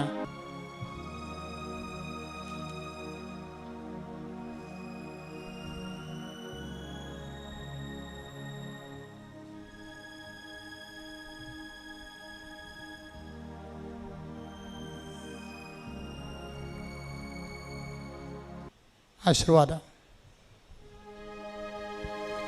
ഒരിക്കൽ കൂടി മരിയൻ ഉടമ്പടിയിൽ സമർപ്പിച്ചിരിക്കുന്ന എല്ലാ വിഷയങ്ങളും ദൈവമാതാവിൻ്റെ മധ്യസ്ഥയിൽ ദിവ്യകാരുണ്യ സന്നിധിയിൽ സമർപ്പിച്ച് നമുക്കൊരു നിമിഷം മൗനമായിട്ട് പ്രാർത്ഥിക്കാം.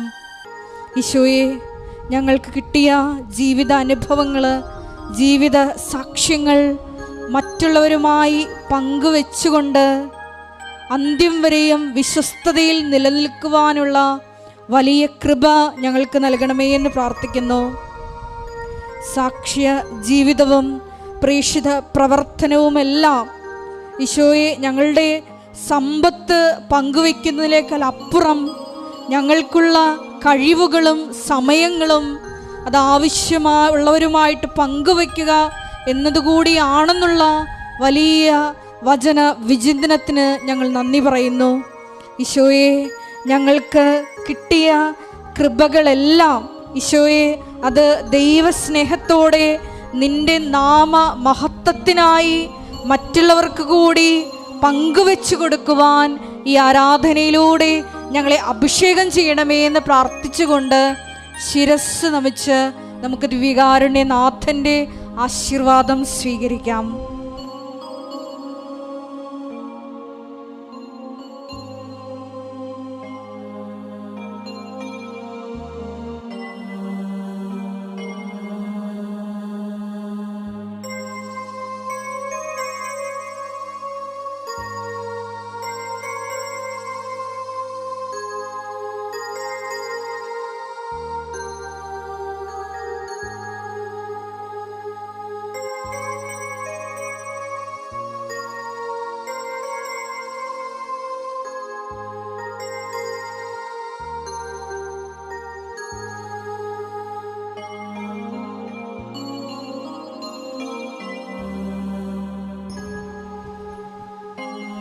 പരിശുദ്ധ പരമമാ ദിവ്യകാരുണ്യമേ,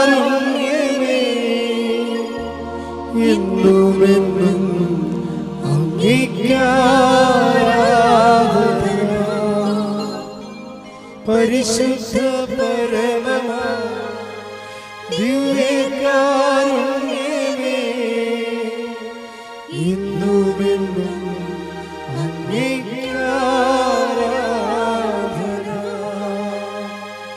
പരിശുദ്ധ പരമമാ ദിവ്യകാരുണ്യമേ, എന്നുമെന്നും അങ്ങേക്കാരാധന.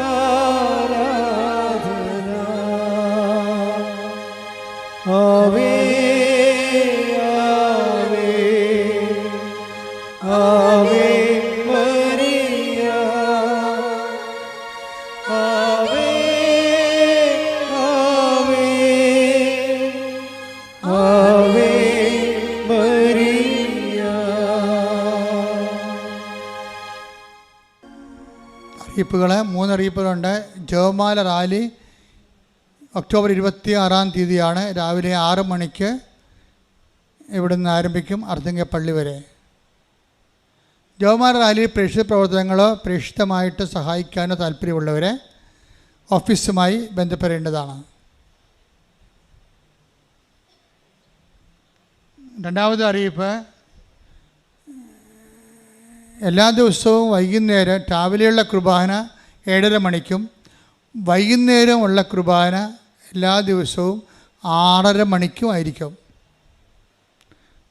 ചില ആൾക്കാർ തലേ ദിവസം തന്നെ നാളത്തെ ധ്യാനത്തിന് ഇന്ന് വരുന്നവർക്കുണ്ട്. അപ്പോൾ അവർക്കൊക്കെ വൈകുന്നേരത്തെ കുർബാന കൂടാവുന്നതാണ്. മൂന്നാമത്തെ അറിയിപ്പ്,